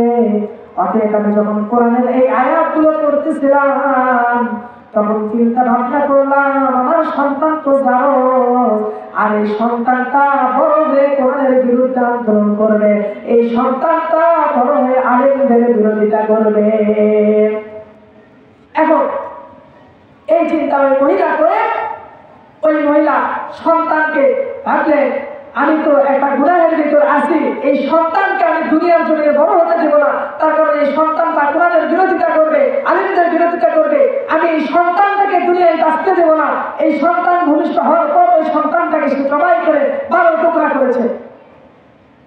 এইবার যারা সন্তান আছে কোরআনের বিরোধিতা করে, আলেমদের বিরোধিতা করে, একটা ঘটনা থেকে বুঝতে পারবে আল্লাহ নবী বিশ্বনবী রাহমাতুল লিল আলামিন যখন কোরআনের বাণীগুলো মক্কার জমিনে প্রচার করতেছিলেন, সেই সময় একজন বড় নেতা ওয়ালিদ ইবনে মুগীরা, সেই সময় একটা প্রভাবশালী নেতা, তিনি ইসলামকে পছন্দ করতেন না, ইসলামের বিরোধিতা করতেন, কোরআনের বিরোধিতা করতেন। একদিন হঠাৎ সে আল্লাহর নবী বিশ্বনবী রাহমাতুল লিল আলামিনকে সে গালি দিল, আল্লাহর নবীকে গালি দিল, আল্লাহর নবীকে গালি দেওয়ার পর আল্লাহর নবীর কানে যখন এই ঘটনাটা চলে গেল, আল্লাহর নবী বললেন যেই ব্যক্তিরা নবীদেরকে, যে ব্যক্তিরা আলেমদের গালি দেয় সেই ব্যক্তির জন্মের সমস্যা আছে। আল্লাহু আকবার। এখন আল্লাহ নবী বলতেছে যারা আলেমদের সাথে বেয়াদবি করে এই ব্যক্তির জন্মের সমস্যা আছে। এখন ওয়ালিদ ইবনে মুগীরার কানে এই খবরটা চলে গেছে যে মুহাম্মদ বলেছে যে আমি মুহাম্মদকে গালি দিয়েছি, এই জন্য মুহাম্মদ বলেছে আমার নাকি জন্মের সমস্যা আছে। এখন ওয়ালিদ ইবনে মুগীরা চিন্তাই করে গেল যে মুহাম্মদকে আমরা সেই ছোট্টবেলা থেকে দেখতেছি, সে কোনোদিন একটা মিথ্যা কথা বলেনি, সে কোনোদিন মানে মুখ দিয়ে ভুল করে একটা মিথ্যা কথা বলবে এই মিথ্যা কথা পর্যন্ত বলেনি। সেই মুহাম্মদ আমার ব্যাপারে বলেছে আমার জন্মের সমস্যা আছে, তাহলে ঘটনা সত্য হওয়ার সম্ভাবনা আছে না নাই? অবশ্যই সত্য হওয়ার সম্ভাবনা আছে। ওয়ালিদ ইবনে মুগীরা চিন্তাই করে গেল ঘটনা কি আসলেই সত্যি নাকি। ওয়ালিদ ইবনে মুগীরা চিন্তাই করে গেল, তিনি চিন্তা করলেন আমি জানোস না ভালো সন্তান এটা দুনিয়ার কোনো মানুষ বলতে পারবে না, শুধুমাত্র একজনই এই ঘটনা বলতে পারবে, সে হলো আমার মা। ওয়ালিদ ইবনে মুগীরা বাড়িতে চলে গেল, সে শরমে মাকে কিছু বলতে পারে না। 3 দিন যাবত তার খাওয়া নাই, ঘুম নাই। তিনি চিন্তাই করে গেলেন মুহাম্মদ কথা বলেছে আমি জানোস, ঘটনা তো সত্যি হওয়ার সম্ভাবনা আছে। এখন সে চিন্তা 3 দিন ধরে খাওয়া দাওয়া নেই, সে অসুস্থর ভিতর পড়ে গেল। ওয়ালিদ ইবনে মুগীরা এসে ওয়ালিদকে বলতেছেন ও ওয়ালিদ তুমি 3 দিন যাবত ঠিক মতো খাবার খাও না, 3 দিন যাবত তুমি খাবার খাও না, ঘটনা কি? তুমি তো অসুস্থ হয়ে যাচ্ছ। ওয়ালিদ ইবনে মুগীরা ডাকতে বলেন ও মা আমি একটা চিন্তার ভিতর পড়ে আছি, সেই চিন্তাটা হলো মুহাম্মদকে তুমি তো ভালো করে চেনো। হ্যাঁ মুহাম্মদকে আমি ভালো করে চিনি, পুরো মক্কার জমিনে মুহাম্মদের মতো ভালো মানুষ আর কেউ নাই, মুহাম্মদকে আমি ভালো করে চিনি। এইবার ওই মাকে ডাকতে বললেন ও মা মুহাম্মদ আমার নামে একটা কথা বলেছে। মা বলতেছে তোমার নামে কি কথা বলেছে? ওয়ালিদ ইবনে মুগীরা বললেন আমি মুহাম্মদকে গালি দিয়েছিলাম, মুহাম্মদকে গালি দেওয়ার পর মুহাম্মদ বলেছে আমি নাকি যার সন্তান, ঘটনা কি সত্যি নাকি? এইবার মা ডাকতে বলেন ওয়ালিদ মুহাম্মদ জীবনে মুখ দিয়ে কোনো মিথ্যা কথা বলেনি, এই কথাটা মিথ্যা বলেনি, 100-তে 100 সত্য হয়ে গেছে। আল্লাহু আকবার, আল্লাহু আকবার। ওয়ালিদ ইবনে মুগীরাকে ডাক দিয়ে বলতেছেন, ও ওয়ালিদ, তুমি যখন ছোট্টবেলায় ছিলে, তুমি যখন জন্ম হওনি, তোমার জন্মের আগে তোমার বাবা দুনিয়া থেকে বিদায় নিয়ে চলে গেছে। বিদায় নিয়ে চলে যাওয়ার পর একদিন হঠাৎ বৃষ্টি হচ্ছে। বৃষ্টি হওয়ার কারণে আমাদের বাড়ির রাখালটা আমার ঘরে প্রবেশ করেছিল। সেই দিন আমি ওই রাখালের সাথে প্রেম নিবেদন করেছি। এই প্রেম নিবেদন করার ফলে তুমি দুনিয়ার জমিনে এসেছো। তাহলে আল্লাহ নবী যে কথাটা বলেছে যে যারা নবীদেরকে গালি দেয়, কোরআনের বিরোধিতা করে, তারা কি সন্তান? যারা সন্তান বর্তমানে সময়ও দেখবে আলেমদের বিরোধিতা করে, আলেমদের সাথে খারাপ ভাষায় কথা বলে, আলেমদেরকে গালি দেয়, এরকম লোক আছে না নাই? আলেমদের সাথে তারাই বেয়াদবি করবে। বুঝতে হবে আল্লাহ কোরআন রাসূলের হাদিস অনুযায়ী বুঝতে হবে, জন্য সমস্যা আছে। একটু জিকির করি, লা ইলাহা ইল্লাল্লাহ, লা ইলাহা ইল্লাল্লাহ, লা ইলাহা ইল্লাল্লাহ, লা ইলাহা ইল্লাল্লাহ, লা ইলাহা ইল্লাল্লাহ, লা ইলাহা ইল্লাল্লাহ,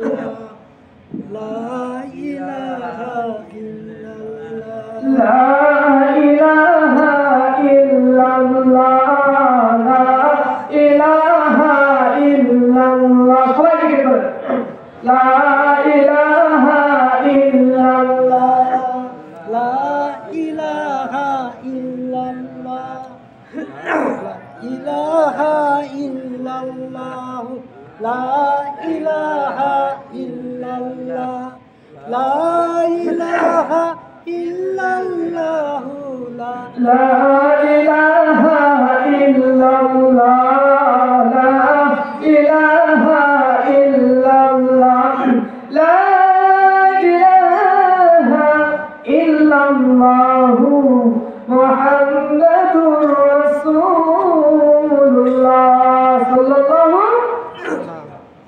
তাহলে বলতেছিলাম ওই মহিলা খলিফাতুল মুসলিমিনকে বলতেছেন, ওই সন্তানকে আমি নিজে হত্যা করেছি।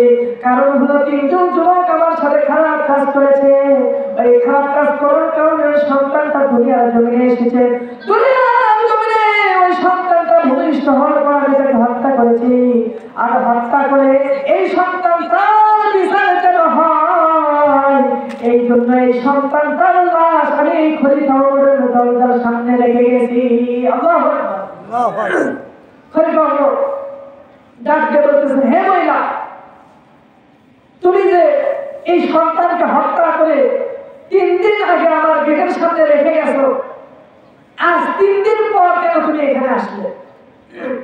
এইবার মহিলা ডাক দিয়ে বললেন, 3 দিন আগে আমি পালিয়েছিলাম। 3 দিন আগে চিন্তা করলাম আমি যদি পালিয়ে বাঁচতে পারি, পালিয়ে গিয়ে আমি হয়তো বাঁচতে পারবো, কিন্তু 3 দিন ধরে আজকে আমি শান্তিতে নাই। আল্লাহর কোরআন যেন ডাক দিয়ে বলতেছে, ও মহিলা, তুমি যে হত্যা করেছো, এই হত্যার বিচার যদি দুনিয়া জমিনে না হয়, কাল কঠিন কিয়ামতের ময়দানে এই হত্যার বিচার হবে। আল্লাহু আকবার, আল্লাহু আকবার। ও খলিফাতুল মুসলিমিন, আমি এই কথাটা চিন্তা করে আজ 3 দিন পর আর দূরে থাকতে পারি নাই। এই জন্য আপনার কাছে চলে এসেছি, মেহেরবানি করে আপনি এই বিচারটা করে দেন, যেন কাল কঠিন কিয়ামতের ময়দানে আল্লাহ রাব্বুল আলামিনের আসামির কাঠগড়ায় যেন আমাকে না দাঁড়াতে হয়। এবার খলিফাতুল মুসলিমিন ওই মহিলাকে নিয়ে যাবেন, হত্যার বদলে হত্যা, যেহেতু ওই মহিলা হত্যা করেছে তার বিচার কোরআন দিয়ে তাকে হত্যা করা হবে, এই জন্য তাকে নিয়ে যাওয়া হচ্ছে। হঠাৎ খলিফাতুল মুসলিমিন লক্ষ্য করে দেখেন 3 জন যুবক আল্লাহর নবীর সাহাবীর কাছে আসলো, এসে ডাক দিয়ে বললেন, খলিফাতুল মুসলিমিন, মহিলাকে ছেড়ে দিন, ওই মহিলার কোনো দোষ নাই। সেই দিন যেই রাত্রে যেই দিন মহিলার সম্পর্কটা নষ্ট করা হয়, ওই দিন আমরা 3 জন যুবক ওই মহিলার ঘরে প্রবেশ করেছিলাম। ও খলিফাতুল মুসলিমিন, সেই দিন ওই মহিলার সম্পর্কটা আমরা নষ্ট করেছি। শয়তানের ফাঁদে পড়ে আমরা শয়তানের ওয়াসওয়াসায় পড়ে সেই দিন গুনাহের কাজ করেছি। মেহেরবানি করে ওই মহিলাকে শাস্তি দেবেন না, ওই মহিলার কোনো দোষ নাই। ওই মহিলাকে আপনি ছেড়ে দিন, এর যা বিচার হয় আমাদের 3 জনকে আপনি দিয়ে দিন। আল্লাহু আকবার। এখন ওই যুবকদেরকে খলিফাতুল মুসলিমিন ডাকতে বলেন, যুবকরা তোমরা এই 3 দিন পর কেন আসলা?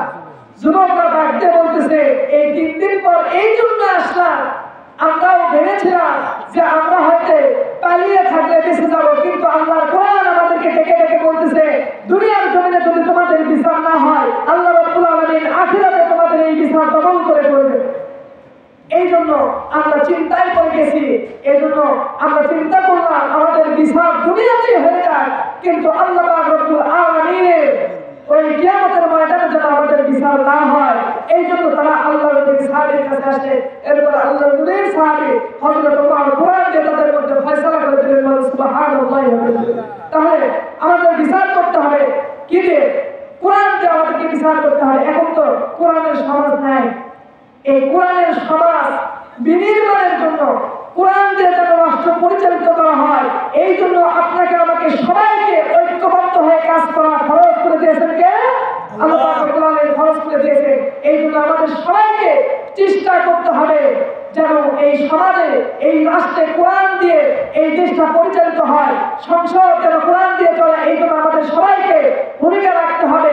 এখন চিন্তা করতেছি আমরা একা একা কিভাবে আমরা ভূমিকা রাখবো। একা একা যেভাবেই পারি না কেন, আমরা সবাই চেষ্টা করবো যেন সংসদে আমরা কোরআন পাঠাতে পারি, এই জন্য আমাদের সবাইকে ভূমিকা রাখতে হবে। তাহলে বলতেছিলাম, হাসরের ময়দানে সেই আরশের ছায়ার নিচে আল্লাহ রাব্বুল আলামিন কয় শ্রেণীর লোকদেরকে ছায়া দেবেন? 7 শ্রেণীদেরকে। 1 নম্বর যারা দুনিয়ার জমিনে ন্যায় বিচার করবে, তাদেরকে আল্লাহ পাক রব্বুল আলামিন আরশের ছায়ার নিচে ছায়া দান করবেন। 2 নম্বরে আল্লাহ পাক রব্বুল আলামিন হাসরের ময়দানে আরশের ছায়ার নিচে ছায়া দান করবেন। ওয়াশাকুল লাশাউ ফি ইবাদাতিল্লাহ, ওই সমস্ত যুবক বান্দাদেরকে, যে সমস্ত যুবক বান্দা দুনিয়ার জমিনে যাওয়ার পর যৌবন বয়সে তারা ইবাদত বন্দি করে তাদের যৌবনটা কাটায়। আল্লাহু আকবার। ওই সমস্ত মানুষ যাদের যৌবন কাটা ইবাদতের মাধ্যমে কাটায়, ইবাদতের মধ্য দিয়ে যাদের যৌবন পার হয়, এই মানুষদেরকে আল্লাহ পাক রব্বুল আলামিন সেই দিন আরশের ছায়ার নিচে ছায়া দান করবেন। সুবহানাল্লাহ। এখন ওই সমস্ত মানুষদেরকে আল্লাহ পাক রব্বুল আলামিন সেই দিন আরশের ছায়ার নিচে ছায়া দান করবেন না, যে সমস্ত যুবকরা দুনিয়ার জমিনে বলেছিল এখনো আমার দাড়ি রাখার বয়স হয় নাই, ওই যুবকদেরকে আল্লাহ পাক রব্বুল আলামিন আরশের ছায়ার নিচে ছায়া দান করবেন না। যে সমস্ত যুবকরা দুনিয়ার জমিনে বলেছিল এখনো পর্যন্ত আমার নামাজ পড়ার বয়স হয়নি, ওই সমস্ত যুবকদেরকে আল্লাহ রাব্বুল আলামিন আরশের ছায়ার নিচে ছায়া দান করবেন না। যে যুবকরা দুনিয়ার জমিনে বলেছিল এখনো আমার কোরআন পড়ার বয়স হয়নি, এরকম লোক আছে না? বলে নামাজ ধরো, বলে নামাজ ধরো সামনে শুক্রবার থেকে, সামনে ঈদ পর থেকে, সামনে বছর থেকে, এবারে করতে করতে তাদের যৌবনটা শেষ, কিন্তু বয়সে তারা ইবাদত করতে পারে না। আছে না নাই? এরকম লোক আছে। আল্লাহ পাক রব্বুল আলামিন বলেছেন যারা যৌবন বয়সে ইবাদত করে তাদেরকে আরশের ছায়ার নিচে ছায়া দান করবে, আর যারা যৌবন বয়সে ইবাদত করে না তাদেরকে আল্লাহ পাক রব্বুল আলামিন সেই দিন আরশের ছায়ার নিচে ছায়া দান করবে না। এখন প্রশ্ন হতে পারে, অনেক মানুষ আছে যৌবন বয়সে ইবাদত বন্দি করে, কিন্তু বৃদ্ধ বয়সে তারা ইবাদত বন্দি করতেছে, কোনোদিন নামাজ ছাড়ে না, রোজা ছাড়ে না, সব ইবাদত বন্দি করে, তাহলে তাদের কি অবস্থা হবে? হ্যাঁ, ওই সমস্ত মানুষগুলো জান্নাতে যাবে, কিন্তু সেই দিন হাসরের ময়দানে তাদেরকে কষ্ট ভোগ করতে হবে।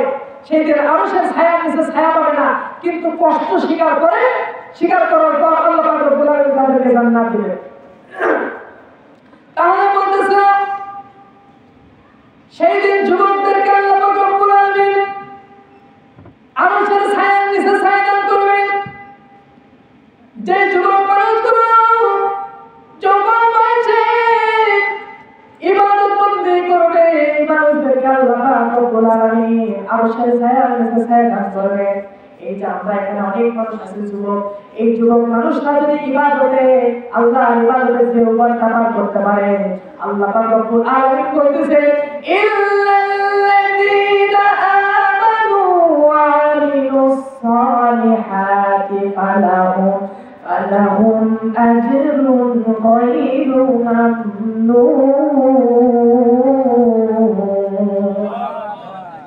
আল্লাহ পাক রব্বুল আলামিন ডাকতে বলতেছেন, ও দুনিয়ার মানুষ, যারা ঈমান আনবে, ঈমান আনার পর আমল সালেহ করবে, যারা যৌবন বয়সে ইবাদত বন্দি করবে, আল্লাহ পাক রব্বুল আলামিন যেমন বর্তমান সময়ে সরকারি চাকরিজীবীকে বয়স শেষ হলে কিন্তু পেনশন দেওয়া হয়, ঠিক কিনা? একটা মানুষের চাকরির বয়স যখন শেষ হয়ে যায়, সে ব্যক্তি কিন্তু মৃত্যুর আগ পর্যন্ত কিছু টাকা পয়সা পায়, ঠিক কিনা? ঠিক একই রকম ভাবে আল্লাহ পাক রব্বুল আলামিন বলতেছে, যারা যৌবন বয়সে ইবাদত বন্দেগী করবে, এই মানুষগুলো যখন বৃদ্ধ বয়সে পরিণত হয়ে যাবে, যখন বৃদ্ধ হয়ে যাবে, এই সময় আল্লাহ পাক রব্বুল আলামিন তাদের ওই যৌবনের আমলের ধারাবাহিকতা বজায় রাখবেন। সুবহানাল্লাহ। যারা যৌবন বয়সে 5 ওয়াক্ত নামাজ মসজিদে গিয়ে জামাতে আদায় করেছেন, যারা শরীরের সবটুকু শক্তি নিয়ে মসজিদে 5 ওয়াক্ত নামাজ আদায় করেছে, এই মানুষগুলো যখন বৃদ্ধ বয়সে পরিণত হয়ে যাবে, যখন ওই মানুষগুলো বৃদ্ধ হয়ে যাবে, যখন বয়স বেড়ে যাবে, এমন সময় ওই মানুষটা ঠিক মতো মসজিদে যেতে পারবে না, ওই মানুষগুলো ঠিক মতো সিজদা করতে পারবে না, ওই মানুষগুলো ঠিকভাবে রুকু করতে পারবে না। এই মানুষগুলো যখন আল্লাহ পাক রব্বুল আলামিন ওই বৃদ্ধ বয়সে যখন ঠিক মতো ইবাদত বন্দেগী করতে পারবে না, আল্লাহ রাব্বুল আলামিন ডাকতে বলেন, ফালাহুম আজরুন গায়রু মামনুন। ও বান্দা, তোমরা যৌবন বয়সে ঠিক মতো 5 ওয়াক্ত নামাজ মসজিদে গিয়ে আদায় করেছো, আজকে বৃদ্ধ হয়ে গেছো, তোমরা মসজিদে আসতে পারো না, চিন্তা করার দরকার নাই। তোমরা যেইভাবে নামাজ পড়ো না কেন, যৌবনে যেমন নামাজ পড়ে সোয়াব আদায় করতে, এখন বৃদ্ধ বয়সেও সমান সোয়াব তোমাদেরকে দিয়ে দেব। সুবহানাল্লাহ। তাহলে যৌবন বয়সে যদি আমরা ঠিক মতো 5 ওয়াক্ত নামাজ জামাতের সাথে আদায় করতে পারি, তাহলে সেই দিন কাল কঠিন কিয়ামতের মৃত্যুর আগ পর্যন্ত আমরা যে নেকি করি না কেন, যেভাবে ইবাদত বন্দেগী করি না কেন, যৌবনে যে রকম নেকি আমাদেরকে দেওয়া হতো, মৃত্যুর আগ পর্যন্ত ওই নিরবিচ্ছিন্ন আমল আপনার আমার জন্য ধারাবাহিকভাবে বজায় থাকবে। বলেন সুবহানাল্লাহ। এরপরে আল্লাহ রাব্বুল আলামিন ডাকতে বলেন, ও আমার বান্দা, তোমরা দুনিয়ার জমিনে যৌবন বয়সে তোমরা ইবাদত বন্দেগী করেছো, তোমরা কোরআনুল কারীম, তোমরা চোখ দিয়ে খালি চোখে কোরআনুল কারীম তেলাওয়াত করেছো, খালি চোখে তোমরা কোরআন পড়েছো, কিন্তু আজকে বৃদ্ধ হয়ে যাওয়ার পর তোমরা এই চোখ দিয়ে ঠিক মতো দেখতে পারো না, এই চোখ দিয়ে ঠিক মতো দেখতে পারো না, চিন্তার কোনো কারণ নাই। তোমরা যেভাবে কোরআন পড়ো না কেন, কোরআন যদি নাও পড়তে পারো, যৌবন বয়সে তোমরা কোরআন পড়েছো, এই জন্য এই বৃদ্ধ বয়সেও তোমাদেরকে ওই একই রকম কোরআন পড়ার সওয়াব দিয়ে দিব। সুবহানাল্লাহ। যৌবন বয়সে তারা রোজা রেখেছে, প্রত্যেকটা ইবাদত শক্তি এবং তাদের যে মনোযোগ আছে, এই মনোযোগ সহকারে ইবাদত বন্দেগী করেছে। আচ্ছা বলেন তো, যৌবন বয়সে যে রকম ইবাদত করে মজা পাওয়া যায়, যে রকম শক্তি সামর্থ্য নিয়ে ইবাদত বন্দেগী করা যায়, বৃদ্ধ বয়সে কি এরকম পাওয়া যায়? এরকম পাওয়া যায় না। কিন্তু আল্লাহ পাক রব্বুল আলামিন বলতেছেন, যারা যৌবন বয়সে ঠিকঠাক বৃদ্ধতে পরিণত হয়ে যাবে। এই বৃদ্ধ বয়সে যদি তারা ঠিকঠাক ভাবে ইবাদত করতে কি নাও করতে পারে, আমি আল্লাহ পাক রব্বুল আলামিন ওই যৌবনে তাদেরকে যেমন ইবাদতের সওয়াব দিতাম, এই বৃদ্ধ বয়সেও তাদেরকে ওই একই সওয়াব দান করবো। বলেন সুবহানাল্লাহ। তাহলে যৌবন বয়সে ইবাদত করার দরকার আছে না নাই? এখন বর্তমান সময়ে দেখে যুবকরা ইবাদত কোন দিকে আর করে না। এই যুবকগুলো দেখবেন আজকে এখানে যুবক নেই বলেই চলে, আছে কিছু যুবক, কিন্তু এখানে যদি কোন নাচ গানের যদি অনুষ্ঠান করা হতো তাহলে তাহলে যুবকের অভাব হতো? যুবকের অভাব হতো না। অতএব দেখেন এই যুবকরা হলো ইসলামকে বিজয় করার জন্য সবচেয়ে অগ্রণী ভূমিকা রেখেছে এই যুবকরা। আজকে যুবকরা তাদের ভিতর সেই ঈমান আনবে, ওমরের মতো ঈমান আনবে, আলীর মতো ঈমান আনবে। এই যুবকরা তাহলে কাল কঠিন কিয়ামতের ময়দানে কেমনে আল্লাহর আরশের ছায়া নিচে ছায়া পাবে? এই যৌবন কালটা অত্যন্ত গুরুত্বপূর্ণ একটা সময়। এই সময় মানুষ ইচ্ছা করলে জিনা করতে পারে, ইচ্ছা করলে গুনাহ করতে পারে, ইচ্ছা করলে ব্যাপক গুনাহ খাতা করতে পারে। আবার এই যুবক বয়সে ইচ্ছা করলে সে পাঁচ ওয়াক্ত নামাজও পড়তে পারে। এই যুবক ইচ্ছা করলে বেপরদা নারীর সঙ্গে ইচ্ছা করলে কথা বলতে পারবে, আবার ইচ্ছা করলে তারা বেপরদা নারীর সাথে কথা বলবে না। এইরকম ভাবে ইবাদত যদি আমরা যৌবন বয়সে ঠিকঠাক ভাবে করতে পারি, তাহলে কাল কঠিন কিয়ামতের ময়দানে আল্লাহ পাক রব্বুল আলামিনের আরশের ছায়া নিচে আমাদেরকে ছায়া দান করবেন। সবাই বলি আল্লাহুম্মা আমিন। তাহলে যৌবন বয়সে আল্লাহ পাক রব্বুল আলামিনের ইবাদত বন্দী করলেন, কাল কঠিন কিয়ামতের ময়দানে আল্লাহ পাক রব্বুল আলামিন আমাদেরকে ওই আরশের ছায়া নিচে ছায়া দান করবেন। লক্ষ্য করেন আল্লাহর নবী একটা হাদিস বর্ণনা করেন, বনি ইসরাইলের তিনজন যুবক রাস্তা দিয়ে হেঁটে যাচ্ছে। বনি ইসরাইলের তিনজন যুবক রাস্তা দিয়ে হেঁটে যাচ্ছে। হঠাৎ উত্তর গগনে মেঘ দেখা দিল, ঝড় বৃষ্টি বাতাস শুরু হয়ে গেল। ঝড় বৃষ্টি বাতাস থেকে ওই যুবকগুলো একটা গুহার ভিতরে আশ্রয় নিল। এই ব্যক্তিগুলো গুহার ভিতরে আশ্রয় নেওয়ার সঙ্গে সঙ্গে হঠাৎ একটা পাথর ওই গুহার মুখের সামনে এসে বেঁচে পড়লো। বেঁচে পড়ার সঙ্গে সঙ্গে যুবকরা চিন্তায় পড়ে গেল, হায় হায় এই পাহাড়, এই গুহার ভিতর থেকে আমরা কিভাবে বের হব? যুবকরা চিন্তায় পড়ে গেল, কি করা যায়, এই পাহাড় থেকে কেমনে বের হব? একজন ব্যক্তি বুদ্ধি দিল, আমাদের তিনজনের তিনটা মেয়ে কেমন দিয়ে আমরা আল্লাহ পাক রব্বুল আলামিনের কাছে দোয়া করব। এই দোয়ার বরকতে আল্লাহ পাক রব্বুল আলামিন হয়তো এই পাহাড়, এই গুহা থেকে আমাদেরকে রক্ষা করবে। সুবহানাল্লাহ। এইবার তিনজন যুবক এক এক করে তাদের নেক আমল করা শুরু করলো। দুইজন যুবক বলল 3 নাম্বার একজন যুবক আছে, যুবক আল্লাহ পাক রব্বুল আলামিনের কাছে দোয়া করতেছে, রব্বুল আলামিন দুনিয়ার জমিনে আমি যখন যুবক ছিলাম, এই যুবক অবস্থায় আমি আমার চাচাতো বোনকে অত্যন্ত ভালোবাসতাম, এমন বেশি ভালোবাসতাম যা একজন মানুষ আর একজনকে ভালোবাসতে পারে, এত বেশি ভালোবাসতাম। এই ভালোবাসার কারণে আমি আমার চাচাতো বোনকে আমি একটা কুপ্রস্তাব দিলাম। কুপ্রস্তাব দেওয়ার কারণে ওই চাচাতো বোনটা আমার কুপ্রস্তাবে রাজি হয়ে গেল। কুপ্রস্তাবে রাজি হওয়ার পর ওই চাচাতো বোন আমাকে বলল, আমাকে কিছু টাকা দিতে হবে, এই টাকা যদি দিতে পারো তাহলে তোমার সাথে আমি খারাপ কাজটা করবো। এইভাবে চাচাতো ভাই ওই মহিলার জন্য টাকা জোগাড় করলো।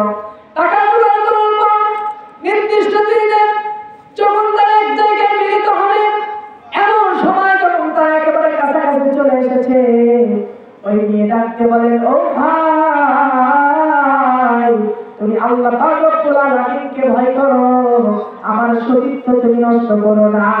আল্লাহু আকবার। এইবার যুবক আল্লাহ পাক রব্বুল আলামিনকে ভয় করলেন। আল্লাহ পাক রব্বুল আলামিনকে ভয় করে ওই যুবক আর খারাপ কাজ করলেন না। ওই খারাপ কাজ না করে তিনি সেখান থেকে উঠে আসলেন।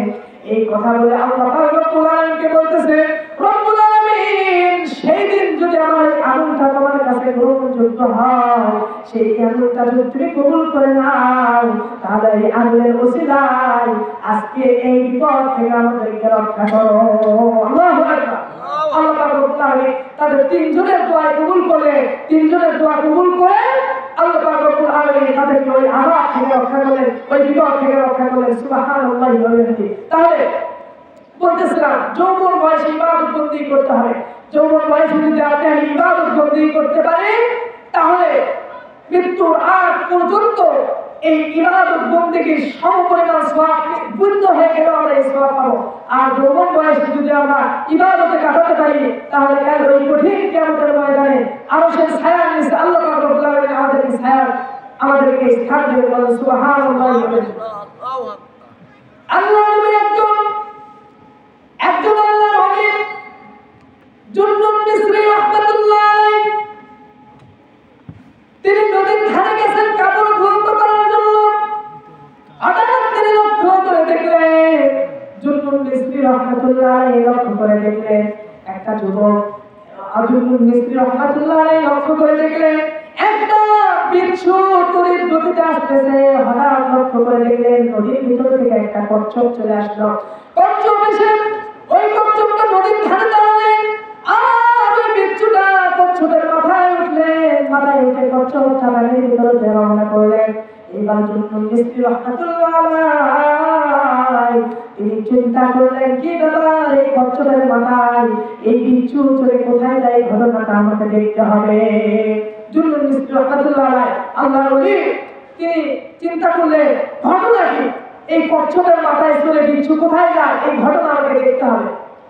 জুন্নুন মিসরি রাহমাতুল্লাহ আলাইহি তিনি পানিতে নেমে পড়লেন, কচ্ছপের পিছন পিছন ছোটা শুরু করলেন। কচ্ছপটা তখন নদীর পার হয়ে গেল, নদীটা পার হয়ে গেল, নদীর ওপারে চলে গেল। এবার ওই কচ্ছপের পিঠ থেকে বিচ্ছু টানিয়ে গেল, নেমেছে দৌড়ানো শুরু করলো। আল্লাহ নবী পিছন পিছন দৌড়ানো শুরু করলো। হঠাৎ লক্ষ্য করে দেখেন একটা বিশাল বড় একটা গাছ, ওই গাছের নিচে একটা যুবক ছেলে শুয়ে আছে, ঘুমের ভিতর পড়ে আছে। এমন সময় আল্লাহ ওলি লক্ষ্য করে দেখলেন বিশাল বড় একটা সাপ ওই যুবকের দিকে রওনা হচ্ছে। ওই যুবকের কাছে কাছে যখন ওই সাপটা চলে আসলো, আল্লাহ ওলি লক্ষ্য করে দেখলেন ওই যে কচ্ছপের পিঠে চলে যেই বিচ্ছুটা আসলো, ওই সাপটা যখন যুবককে ধ্বংস করবে সঙ্গে সঙ্গে ওই বিচ্ছুটা এসে ওই সাপকে কামড় দিল। সাপকে কামড় দেওয়ার সঙ্গে সঙ্গে ওই সাপটা দুনিয়া থেকে বিদায় হয়ে চলে গেল। আবার ওই বিচ্ছু আগের মতো ওই নদীর দিকে রওনা করলো, আবার কচ্ছপের পিঠে চললো, কচ্ছপের পিঠে আগের জায়গায় ফিরে চলে গেল। আল্লাহ বলে চিন্তাই করে গেলেন কি যুবক, যে যুবক সাপের কামড়ে এতক্ষণ মৃত্যুবরণ করলো করে ফেলেছিল, আর একটা বিচ্ছু এসে ওই যুবককে বাঁচিয়ে দিল। ঘটনা কি যুবকের থেকে শোনার দরকার আছে না নাই? এবং আল্লাহ চিন্তা করতেছে এত বড় একটা সাপ, এই সাপকে ওই বিচ্ছু হত্যা করে ফেলে দিল। এখন এই যুবকের থেকে শুনতে হবে অবশ্যই এই যুবক আল্লাহ পাক রব্বুল আলামিনের প্রিয় বান্দা, না হলে এত বড় বিপদ থেকে আল্লাহ এইভাবে তাকে উদ্ধার করতে পারে না। আল্লাহ বলেন যুবককে ডাকলেন, যুবককে ডাক দিয়ে বলেন ও যুবক, এই ঘটনা দেখলাম, ঘটনা কি, তুমি কি ইবাদত বন্দেগী করো, মেহেরবানি করে আমাকে জানাও। যুবক ডাক দিয়ে বললেন ও আল্লাহর বান্দা, আমার এখন যৌবনকাল চলতেছে, এই যৌবনকালে আমি কোন সময়ের জন্য আমি আল্লাহ পাক রব্বুল আলামিনকে ভুলে যাই নাই। আমি 5 ওয়াক্ত আযান হওয়ার সঙ্গে সঙ্গে আমি মসজিদে গিয়ে নামাজ আদায় করি। সুবহানাল্লাহ। আমি কোনদিন গুনাহের কাজ করি না। আমার এই যৌবনকালটা আল্লাহ পাক রব্বুল আলামিনের ইবাদত বন্দেগীতে পার করতেছি। এই জন্যই হয়তো আল্লাহ পাক রব্বুল আলামিন আমাকে ওই বিপদ থেকে রক্ষা করেছে। সুবহানাল্লাহ। তাহলে বলতেছিলাম যে ব্যক্তিরা যৌবন বয়সে ইবাদত বন্দেগী করবে আল্লাহ পাক রব্বুল আলামিন সেই দিন আরশের ছায়া নিচে তাদেরকে ছায়া দান করবে। তাহলে এক নম্বর বলেছি যারা এই বিচার করবে, এই বিচারের শাসককে আল্লাহ পাক রব্বুল আলামিন আরশের ছায়ার নিচে ছায়া দান করবেন। 2 নাম্বার, ওই যুবককে আল্লাহ পাক রব্বুল আলামিন আরশের ছায়ার নিচে ছায়া দান করবে যে যুবক তার যৌবনকালটা আল্লাহ পাক রব্বুল আলামিনের ইবাদত বন্দেগীতে কাটিয়েছে। 3 নাম্বার, আল্লাহ নবী বিশ্ব নবী রাহমাতুল লিল আলামিন 3 নাম্বার বলে অরজুলুন কলবুহু মুআল্লাকুম বিল মাসাজিদ। 3 নাম্বার, ওই ব্যক্তিকে আল্লাহ পাক রব্বুল আলামিন আরশের ছায়ার নিচে ছায়া দান করবেন যেই ব্যক্তির অন্তরটা সব সময় আল্লাহ পাক রব্বুল আলামিনের ঘর মসজিদের সাথে ঝুলন্ত অবস্থায় থাকে। সুবহানাল্লাহ। আচ্ছা বলেন তো, মসজিদের সাথে আমাদের সম্পর্ক আছে না নাই? আছে। শুক্রবার শুধু নাকি? অনেক মুসল্লি আছে শুধু শুক্রবারের সাথে সম্পর্ক তাদের মসজিদের সাথে, আর সারা সপ্তাহ তাদের কোনো খোঁজ খবর পাওয়া যায় না। তাও দেখবে একেবারে দ্বিতীয় খুতবা যখন শুরু হয় তখন আসবে, তারা শেষ, তারা মসজিদ থেকে যায়। এইরকম যদি মসজিদের সাথে সম্পর্ক আমাদের থাকে তাহলে সেই দিনকে আরশের ছায়ার নিচে ছায়া পাবো? সেই দিন কিন্তু ছায়া পাবো না। তাহলে আরশের ছায়ার নিচে ছায়া পেতে হলে সব সময় মসজিদের সাথে সম্পর্ক রাখতে হবে। 5 ওয়াক্ত নামাজ জামাতের সাথে আদায় করতে হবে। মসজিদে 1 ওয়াক্ত নামাজ পড়ার পর পরের ওয়াক্ত কখন যাব এই জন্য মনের ভিতর যা ছটফট করবে, কাল কঠিন কিয়ামতের ময়দানে আল্লাহ পাক রব্বুল আলামিন আরশের ছায়ার নিচে তারা ছায়া পাবে। সুবহানাল্লাহ। তাহলে মসজিদের সাথে সম্পর্ক রাখতে হবে। 5 ওয়াক্ত নামাজ মসজিদে জামাতের সাথে আদায় করতে হবে। কেন? একজন মুমিন, একজন ইমানদারের মিরাজ হলো নামাজ। একজন ইমানদার আল্লাহ পাক রব্বুল আলামিনের সামনে নামাজে দাঁড়িয়ে আল্লাহ পাক রব্বুল আলামিনের সাথে কথোপকথন করে। সুবহানাল্লাহ। একজন মুমিন আল্লাহ পাক রব্বুল আলামিনের সামনে নামাজে দাঁড়িয়ে সে আল্লাহ পাক রব্বুল আলামিনের সাথে কথা বলে। সুবহানাল্লাহি ওয়া বিহামদিহি। তাহলে মসজিদের সাথে সম্পর্ক রাখতে হবে।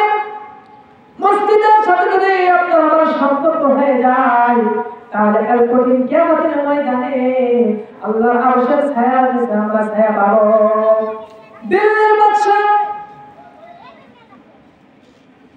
শামসুদ্দিন আল-তামাশ এবং খাজা মুফতি কুতুবউদ্দিন কাকি রাহমাতুল্লাহি আলাইহি 2 জন বন্ধু ছিল। দিল্লির একজন আল্লাহর নবী ছিল। তিনি মৃত্যুবরণ করার পর তার সন্তান এবং তার খাদেমদেরকে সবাইকে লক্ষ্য করে বললেন, আমি যখন মৃত্যুবরণ করব, মৃত্যুবরণ করার পর আমার জানাজায় এমন একজন লোককে দিয়ে তোমরা পড়াবে যে লোকটার 4টা গুণ থাকতে হবে। 4টা গুণ যার ভিতরে থাকবে সেই মানুষ আমার জানাজা পড়াবে। যার ভিতরে এই 4টা গুণ থাকবে না সে আমাদের জানাজা পড়াতে পারবে না।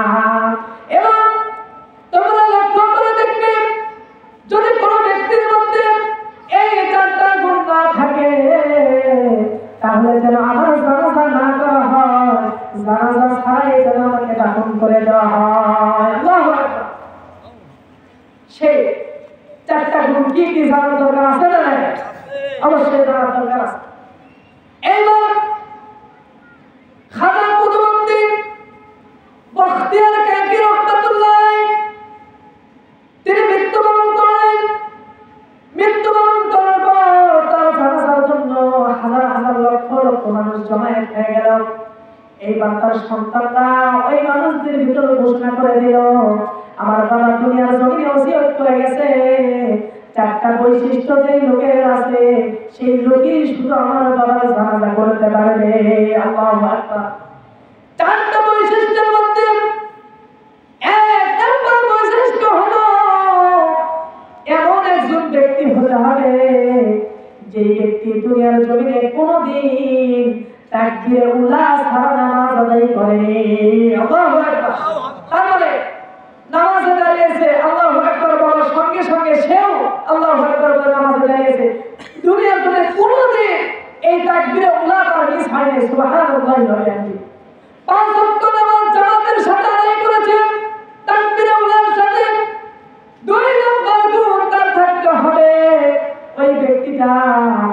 দুনিয়ার জন্য কোনোদিন কোনো ব্যাপারটা নারীর দিকে তাকায় নাই। আচ্ছা, বর্তমান সময়ে কি এরকম লোক পাওয়া যাবে? এরকম লোক পাওয়া যাবে?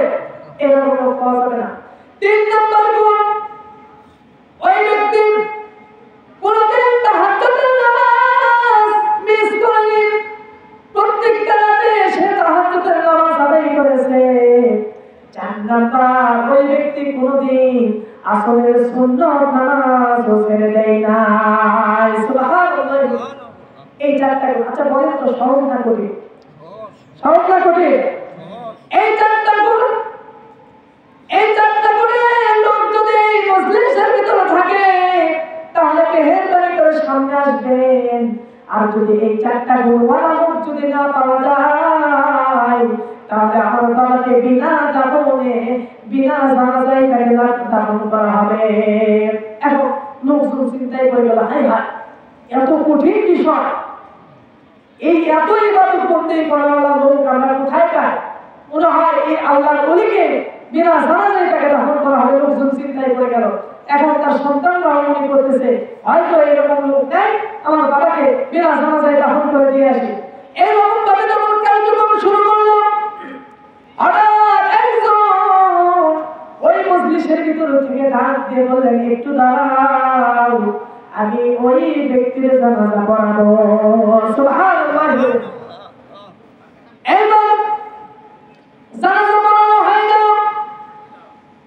জানাজা পড়ার সঙ্গে সঙ্গে ওই লক্ষ লক্ষ লোক তার চিন্তায় পড়ে গেল, কি ব্যাপার, কোন সেই লোক, এই লোকটাকে যে কোনোদিন তাকবীরে উলা ছাড়া নামাজ আদায় করেনি, যে ব্যক্তি কোনোদিন কোনো ব্যবহার নারীর দিকে তাকায়নি, যে ব্যক্তি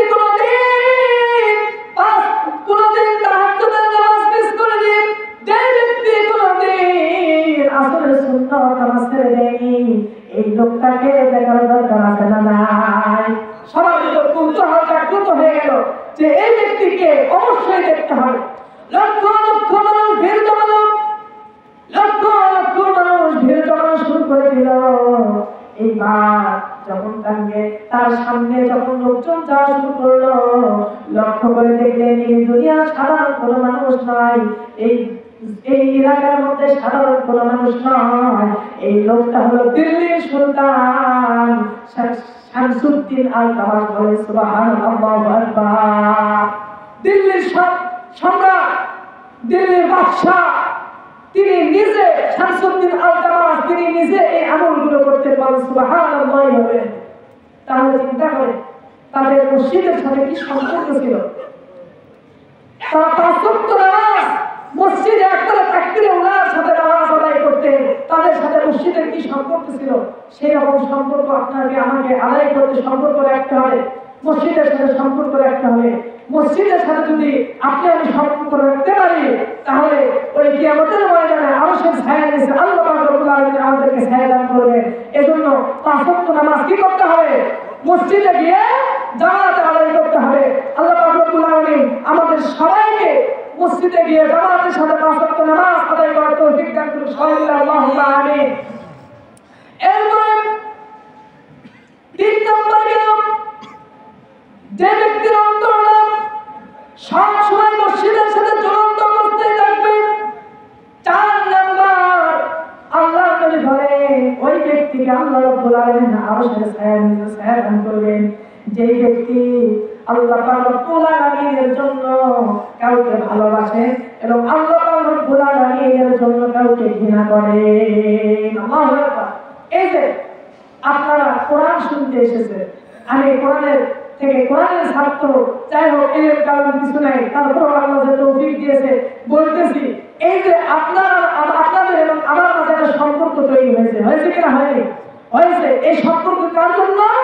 শুধুমাত্র আল্লাহ পাক রব্বুল আলামিনের জন্য। এই যে বর্তমানে লক্ষ্য করে দেখেন, বাংলাদেশের জমিনে ডক্টর মিজানুর রহমান আজহারের মাহফিলে আজকে লক্ষ লক্ষ লোক, এই লক্ষ লক্ষ লোক তাকে ভালোবাসে একটাই কারণে, আল্লাহ পাক রব্বুল আলামিনের জন্য। কথা বলেন ঠিক কিনা? আল্লাহ পাক রব্বুল আলামিনের জন্য তাকে ভালোবাসে, আমরাও তাকে আল্লাহ পাক রব্বুল আলামিনের জন্য ভালোবাসি। এভাবে আমরা আলেমদেরকে আল্লাহ পাক রব্বুল আলামিনের জন্য ভালোবাসি এবং আমাদের ভালোবাসা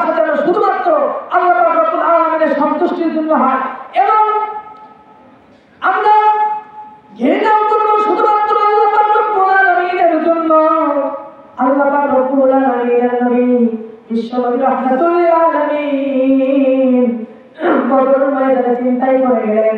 কি জন্য চিন্তায় পড়ে গেলেন? বদরের যে সাহাবীরা আছেন, এই সাহাবীরা জীবনের কত এমন একটা যুদ্ধের ময়দানে যাচ্ছেন, যে যুদ্ধের ময়দানে এই মানুষগুলো তার বাবার সঙ্গে যুদ্ধ করবে। বদরে কিন্তু এরকম একটা পরিস্থিতি। আল্লাহ নবী চিন্তা করতেছেন, হ্যাঁ আমার সাহাবীরা যদি যুদ্ধের ময়দানে গিয়ে দেখে ছেলে তার বাবার সাথে যুদ্ধ করতেছে, চাচা তার ভাতিজার সাথে যুদ্ধ করতেছে, ভাতিজা তার চাচার সাথে যুদ্ধ করতেছে, এরকম অবস্থা থেকে যদি আত্মীয় স্বজন ভেবে যদি আমার সাহাবীরা যদি যুদ্ধ না করে, তাহলে তো আমরা চিন্তায় এই যুদ্ধ আমাদেরকে পরাজয় বরণ করতে হবে।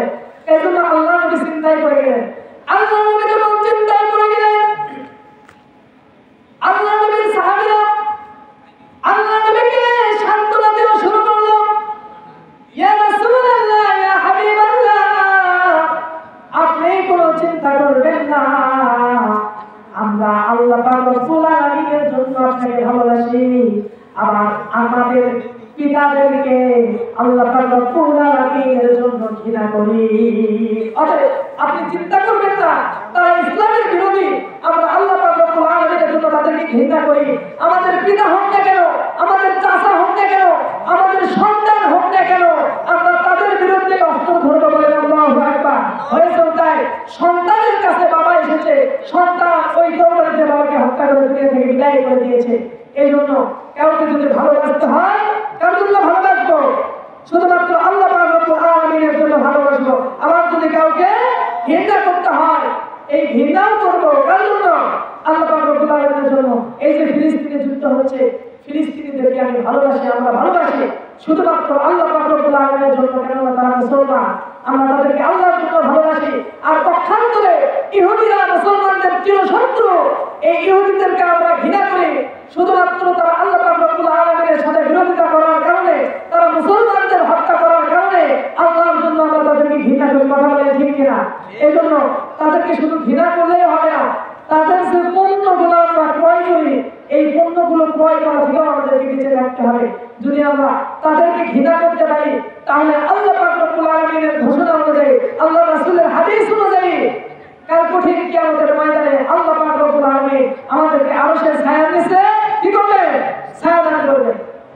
আবার আল্লাহ নবী বলতেছেন, যারা আল্লাহর জন্য কাউকে ভালোবাসবে এবং আল্লাহর জন্য কাউকে ঘৃণা করবে, এই মানুষগুলো হলো প্রকৃত ঈমানদার। বলেন সুবহানাল্লাহ। তাহলে আল্লাহর জন্য ঘৃণা করতে হবে, আল্লাহর জন্য মহব্বত করতে হবে, ভালোবাসতে হবে।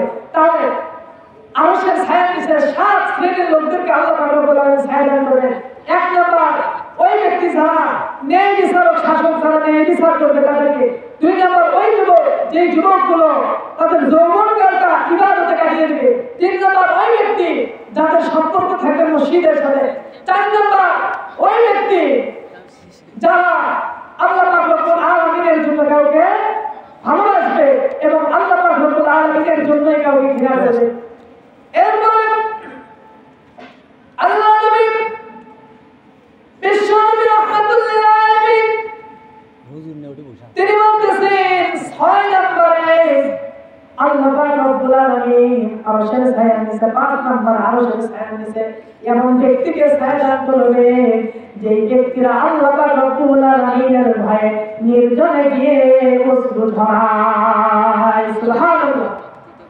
তাহাজ্জুদের জায়নামাজে কবুল করে নিও আমায়, ইকামতে দ্বীনের কাজে শামিল করে নিও আমায়। সবাই আমার সাথে বলেন, তাহাজ্জুদের জায়নামাজে কবুল করে নিও আমায়, ইকামতে দ্বীনের কাজে শামিল করে নিও আমায়। আল্লাহুম্মা আমিন।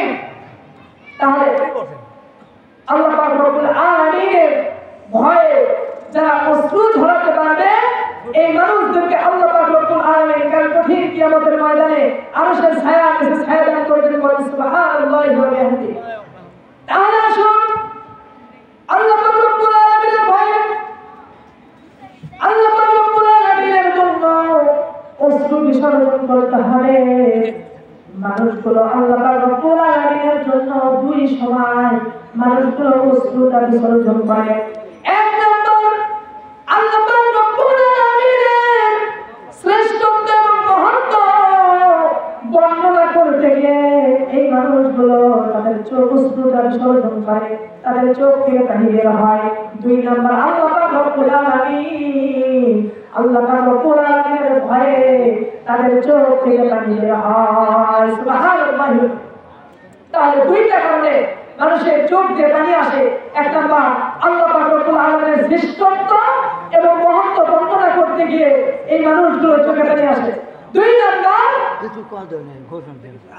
নম্বর, মানুষগুলো নির্জনে নিজের গুনাহের কথা স্মরণ করে আল্লাহ পাক রব্বুল আলামিনের কাছে অনুতপ্ত হয়ে মানুষগুলো আল্লাহ পাক রব্বুল আলামিনের কাছে নিজের গুনাহের স্বীকৃতি দিয়ে কান্না করে। এইভাবে মানুষের চোখে অশ্রু আসে, পানি আসে। আল্লাহ নবী বলেন, আল্লাহ পাক রব্বুল আলামিনের কাছে দুইটা পানি সবচেয়ে প্রিয়। এক নাম্বার, যে মানুষগুলো আল্লাহ পাক রব্বুল আলামিনের ভয়ে যে মানুষগুলো চোখ দিয়ে পানি ফেলে। সুবহানাল্লাহ। দুইটা চোখ আল্লাহ রব্বুল আলামিন কখনো জাহান্নামের আগুনে দিবেন না। দুইটা চোখ কখনো জাহান্নামের আগুনে জ্বলবে না। এক নম্বরে যে চোখ দিয়ে মানুষ আল্লাহর কাছে অনুতপ্ত হয়ে গুনার কথা স্মরণ করে চোখ দিয়ে পানি ফেলে, এই চোখটা ওই কাল কঠিন কিয়ামতের ময়দানে জাহান্নামে এই চোখটা জ্বলবে না। সুবহানাল্লাহ। দুই নম্বর, যে মানুষগুলো